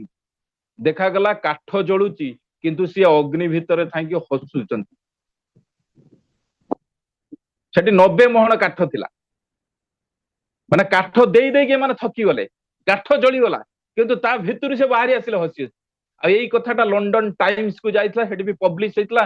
ଭାରତର ଗୋଟେ ଯୋଗୀ, ତା ନାଁ ହଉଛି, ତାକୁ ସେମାନେ ଆନନ୍ଦ ଭାରତୀ କହନ୍ତି ନା, ସେମାନେ କହନ୍ତି ଲକଡ ଭାରତୀ। ଲକଡ ମାନେ ଏଇ ଯୋଉ ଲକଡି କାଠ ଥିଲା ବୋଲିକି ତାକୁ କହନ୍ତି ଲକଡ ଭାରତୀ। ତ ଏମିତି ଜଳନ୍ତା ନିଆଁରୁ ବାହାରି ଆସିଲା। ତାକୁ ପଢିକି ସମସ୍ତେ ଆଶ୍ଚର୍ଯ୍ୟାନ୍ୱିତ ହେଇଥିଲେ। ଭାରତର ମୁନି ଋଷି ମାନଙ୍କର ଯୋଗର କ୍ଷମତାଟା କେତେ। ଏଇ କଥା ଯେତେବେଳେ ଆଇନଷ୍ଟାଇନକୁ ପଚରା ଯାଇଥିଲା ଏଗୁଡା କଣ ସତ, ସେ କହିଥିଲେ ଏମିତି ଗୋଟେ ଦିନ ଆସୁଛି, ମଣିଷ ଯୋଉଦିନ 4th ଡାଇମେନସନକୁ ଚାଲିଯିବ, ସେତେବେଳେ ତା ପାଖରେ କିଛି ଅସମ୍ଭବ ରହିବ ନାହିଁ। ଶେଷରେ କ୍ୟାପ୍ଟେନକୁ କହିଲେ ଯେ ଭାରତୀୟ ଯୋଗୀ ମୁନି ଋଷି ମାନଙ୍କର ଯୋଗର ଶକ୍ତି ତମକୁ ଜଣା ନାହିଁ। କେତେ ମହଣ କାଠ ପୋଡିଛ? କହିଲେ 90 ମହଣ। କହିଲେ ମନେ ରଖିଥା, ଆଜି ଠାରୁ ଠିକ 90 ବର୍ଷ ପରେ ତମେ ସେଠୁ ବିଦାୟ ନବ। 1857 ମସିହାର କଥା, ଠିକ 90 ବର୍ଷ ପରେ ଏମାନେ ବିଦାୟ ନେଲେ। ଚିକିତ୍ସା ଜୀବନ ଠାକୁରଙ୍କର। ଏଲୋପାଥିର ପଢିଲେ, ପ୍ରାକ୍ଟିସ କଲେ ହୋମିଓପାଥି, ଆୟୁର୍ବେଦର ଜଣେ ବିଶିଷ୍ଟ ପ୍ରବକ୍ତା। 3 ପ୍ରକାର ବିଜ୍ଞାନ ସମାହିତ ହେଇଗଲା ତାଙ୍କ ଚିକିତ୍ସା ବିଜ୍ଞାନରେ। ଆମ ରୋଷେଇସଣା ମନ୍ଦିରରୁ ଯେତିକି ମେଡିସିନ ଆୟୁର୍ବେଦ ଫର୍ମୁଲାରେ ତିଆରି ହଉଛି, ଏଗୁଡା ସବୁ ଆୟୁର୍ବେଦ ଫର୍ମୁଲାରେ। ତ ଲୋକମାନଙ୍କ ଭିତରେ ଗୋଟେ ଧାରଣା ଆସି ଯାଇଥିଲା, ସେ ଖାଲି ଦେଖିଦେଲେ ଲୋକ ଭଲ ହେଇଯିବ। ତାଙ୍କୁ କହନ୍ତି ସେ ଭବ ରୋଗ ସମ୍ପର୍କରେ ସେ ତାଙ୍କ ଅବଗତ, ସେ ହଉଛନ୍ତି ବୈଦ୍ୟନାଥ। ଯେତେବେଳେ ମାନେ ତାଙ୍କର ଡାକ୍ତରୀ ଜୀବନକୁ ଉପରକୁ ଯିବନି, ତେଣୁ ଠାକୁର କହିଛନ୍ତି ଯେ ଜୀବନଟା ଯଦି ବେତାଳ ଚାଲେ, ବୋଧଟା ତୋର ବେତାଳ ହୁଏ, ବେତାଳ ଚଲାର ବ୍ୟତିକ୍ରମଟା କ୍ରମେ କ୍ରମେ ହିଁ ବୃଦ୍ଧି ପାଏ। ସମୟ ହେଇ ଆସିଲାଣି, ଆଉ 3 ମିନିଟ ଭିତରେ ଶେଷ କରିବା। ଆଉ ଗୋଟେ ଲୀଳା କାହାଣୀ କି କହୁଛି। ଜଣେ ଆସାମରୁ ଭାଇ ଆସିଥିଲା, ତା ନାଁ ଥିଲା ଶୀର୍ଷକର। 3-4ଟା ପିଲା ଜନ୍ମ ହେଇକି ମାନେ ମରି ଯାଇଛନ୍ତି। ଠାକୁରଙ୍କ ପାଖରେ ନିବେଦନ କରିକି କହିଲା, ଠାକୁର କହିଲେ ମାନେ ମୋର ଏମିତି 3-4ଟା ପିଲା ମରି ଯାଉଛନ୍ତି, ମୋର ପିଲା ହଉନାହାନ୍ତି। ଠାକୁର କହିଲେ ତୁ ଗୋଟେ କାମ କରେ, ତୁ ଜବା ଫୁଲ 3ଟା ସୂର୍ଯ୍ୟଙ୍କୁ ଦେଇକି ନମସ୍କାର ପ୍ରତ୍ୟେକ ଦିନ ଗାଧେଇ ଆସିକି ଏଇଟା ହିଁ କରିବୁ। ତାପରେ ସେ ସେଇ କାମ ହିଁ କରିଛି। ଆଉ ତାର 3ଟା ସନ୍ତାନ ବି ହେଇଛନ୍ତି ସ୍ୱାସ୍ଥ୍ୟବାନ। ଏଇ ଜବା ଫୁଲ ପଛର ରହସ୍ୟ କଣ? କିଏ ଆମ ମାନଙ୍କ ବୁଦ୍ଧି ଗଣ୍ଡିର ବାହାରି ମାନେ ସମ୍ପୂର୍ଣ୍ଣ ବାହାରେ ନା ତାର କିଛି କେହି ଗୋଟେ ଲଜିକ ଦେଇପାରିବ ନା ତା ଚିକିତ୍ସା ବିଜ୍ଞାନରେ ସେଗୁଡାକ କିଛି ଜାଣି ହବ କେବଳ ତାଙ୍କୁ ବିଶ୍ୱାସରେ ଯାହା ଜଣା ଯାଇପାରେ। ତ କଥା ହେଲା ଏଇଆ ଯେ ସିଏ ଯେତେବେଳେ ଆସନ୍ତି ଯେ ପୁରୁଷୋତ୍ତମ ଯାହାଙ୍କ ମାନେ ସ୍ପର୍ଶରେ ଅନ୍ତର୍ଦୃଷ୍ଟି ବି ଜାଗି ଉଠେ ତୀବ୍ର କର୍ମ ପ୍ରେରଣା ତାଙ୍କ ସ୍ପର୍ଶରେ ଥାଏ ପ୍ରତ୍ୟକ୍ଷରେ ହଉ ବା ପରୋକ୍ଷରେ ହଉ ଯାହାଙ୍କ ସମୀପ ଲାଭରେ ଆମର କ୍ଷୁଦ୍ର ଜୀବନଟା ସାର୍ଥକ ହେଇ ଉଠେ ବ୍ୟକ୍ତି ଠାରୁ ଅବ୍ୟକ୍ତ ପର୍ଯ୍ୟନ୍ତ ଯାହା କିଛି ସମସ୍ତଙ୍କୁ ଆମ ବୋଧ ଭିତରେ ଧରାଦିଏ। ତେଣୁ ସିଏ ହଉଛନ୍ତି ମଣିଷର ଭଗବାନ ପର୍ସନାଲ ଗଡ ରକ୍ତ ମାଂସ ସଂକୁଳ ଜୀବନ୍ତ ନର ବିଗ୍ରହ। ସେ ହିଁ ଏକମାତ୍ର ଆଦର୍ଶ ଏକମାତ୍ର ଇଷ୍ଟ ଏକମାତ୍ର ସଦ୍ଗୁରୁ। ଅନେକ ଆଦର୍ଶ ସ୍ଥାନୀୟ ହୋଇପାରନ୍ତି କିନ୍ତୁ ପ୍ରକୃତ ପକ୍ଷରେ ଆଦର୍ଶ ନୁହନ୍ତି। ଆଦର୍ଶ କେବଳ ଜଣେ ସେ ସର୍ବଜ୍ଞ ସର୍ବଶକ୍ତିମାନ ସେ ସର୍ବଗୁଣାତୀତ ଭାବାତୀତ ନିର୍ଲିପ୍ତ ପ୍ରଭୃତି ଥାଇ ମଧ୍ୟ ତାର ଅଧୀନ ନୁହନ୍ତି ସେ he is a man of solve complexes ସମାହିତ ବୃତ୍ତି ସମ୍ପନ୍ନ ମଣିଷ। ଆଦର୍ଶବାଦ ଶୂନ୍ୟବାଦକୁ ବୁଝାଏ ନା। ଆଦର୍ଶ କଥା ଏକ ମାନେ ନୈର୍ବିକ୍ତିକ ଚିନ୍ତାଧାରା ନୁହେଁ ତାହା ଶ୍ରେଷ୍ଠ ମାନବବାଦର ଗୋଟେ ନିଦର୍ଶନ। ଜୀବର ଉଦ୍ଧାନ ପାଇଁ ନନ୍ଦସୁତ ହରି ସଂସାରେ ଜନମ ନିଅନ୍ତି ଗୁରୁ ରୂପ ଧରି। ସଚିସୁତ ହେଇପାରନ୍ତି ଦେବକୀ ନନ୍ଦନ ହେଇପାରନ୍ତି କୌଶଲ୍ୟା କୁମର ହେଇପାରନ୍ତି ମନମୋହିନୀ ପୁତ୍ର ହେଇପାରନ୍ତି। ମାନବ ରୂପରେ ଆଦର୍ଶଙ୍କର ଆବିର୍ଭାବ ଆଦୌ ପ୍ରମାଣ ସାପେକ୍ଷ ନୁହେଁ। ପୁରୁଷୋତ୍ତମ ନିରାକାର ନୁହନ୍ତି ସେ ଶବ୍ଦ ବ୍ରହ୍ମର ସାକାର ସ୍ୱରୂପ। ସେ ଚେତନା ସ୍ମୃତି ନେଇକି ରକ୍ତ ମାଂସ ସକୁଳ ଦେହରେ ଆବିର୍ଭୂତ ହୁଅନ୍ତି ଯୁଗେ ଯୁଗେ। ଶବ୍ଦ ମୂର୍ତ୍ତ ହୋଇ ଉଠେ ସବୁ କିଛି ମଧ୍ୟରେ। ମଣିଷର ଜୀବନ୍ତ ମୂର୍ତ୍ତି ଏଇ ଯୋଉ ଶବ୍ଦ ଏଇ ଶବ୍ଦର ହିଁ ପରିଣତି। ଯେଉଁ ମଣିଷ ମଧ୍ୟରେ ପୂର୍ବାପର ସବୁ କିଛିର ଚେତନା ଶକ୍ତି ଚେତନା ସ୍ମୃତି ଅଛି ଯୋଉ କନସିୟସ ମେମୋରି ଅଛି ସେ ହିଁ କେବଳ ପାରନ୍ତି ମଣିଷକୁ ଜୀବନର ପଥ ଦେଖେଇବାକୁ। ତେଣୁ ପ୍ରେରିତ ପୁରୁଷୋତ୍ତମଙ୍କ ଦର୍ଶନ ଅତ୍ୟନ୍ତ ବାସ୍ତବତା ସମ୍ପନ୍ନ ଆଉ ସୁକେନ୍ଦ୍ରିକ।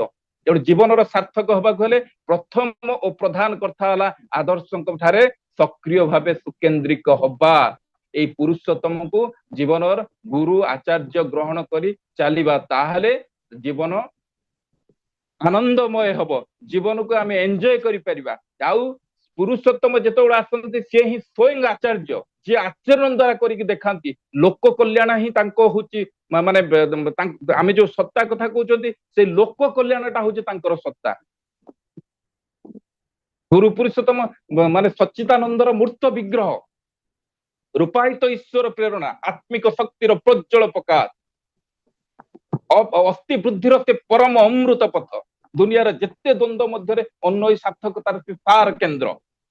କିନ୍ତୁ ତାଙ୍କୁ ଭଲ ପାଇ ତାଙ୍କ ଇଚ୍ଛା ପୂରଣ କରି ତଦନୁରୂପ ମାନେ ନିୟନ୍ତ୍ରଣରେ ଆମେ ଯଦି ଚାଲିବା ତାହେଲେ ଆମେ ଈଶ୍ୱର ଗୁରୁ ପୁରୁଷୋତ୍ତମଙ୍କୁ ତାଙ୍କର ଯୋଉ ସ୍ୱରୂପ ତାଙ୍କର ଯୋଉ ବିସ୍ମୟକର ସତ୍ତା ତା ବିଷୟରେ କିଛିଟା ଜାଣିପାରିବା। ତେଣୁ ପୁରୁଷୋତ୍ତମ ଏଇ ଯୋଉ ପୁରୁଷୋତ୍ତମଙ୍କ ମାନେ ଡେଫିନେସନ ଦେଇକି କୁହାଗଲା ସବୁ ସତ୍ତାର ପୂରଣୀ ପୁରୁଷୋତ୍ତମ ତାରେ ବୋଲେ ବ୍ୟର୍ଥ ହେଲେ তোমার জীবন ସାର୍ଥକତାଏ ଧରେନ ତୁଲେ। ପୁରୁଷୋତ୍ତମ ଆସନ୍ତି ଯେବେ ସବୁ ଗୁରୁଙ୍କ ସାର୍ଥକତା ତାଙ୍କୁ ଧରିଲେ ଆସେନା ଗୁରୁ ତ୍ୟାଗର ଘୂଣ୍ୟ କଥା। পুরুষোত্তম সবার গুরু সবার ধাতা পূজ্যমান। পুরুষোত্তম সবার গুরু সবার ধাতা পূজ্যমান। ধৃতি তর্জা সবার তিনি সবার মূর্ত ভগবান। সব দেবতার সমাহারে পুরুষোত্তমଙ୍କ সৃষ্টি সহজ মানুষ নর রূপে করেন ধৃতি বৃষ্টি। জয় গুরু সুভাষ।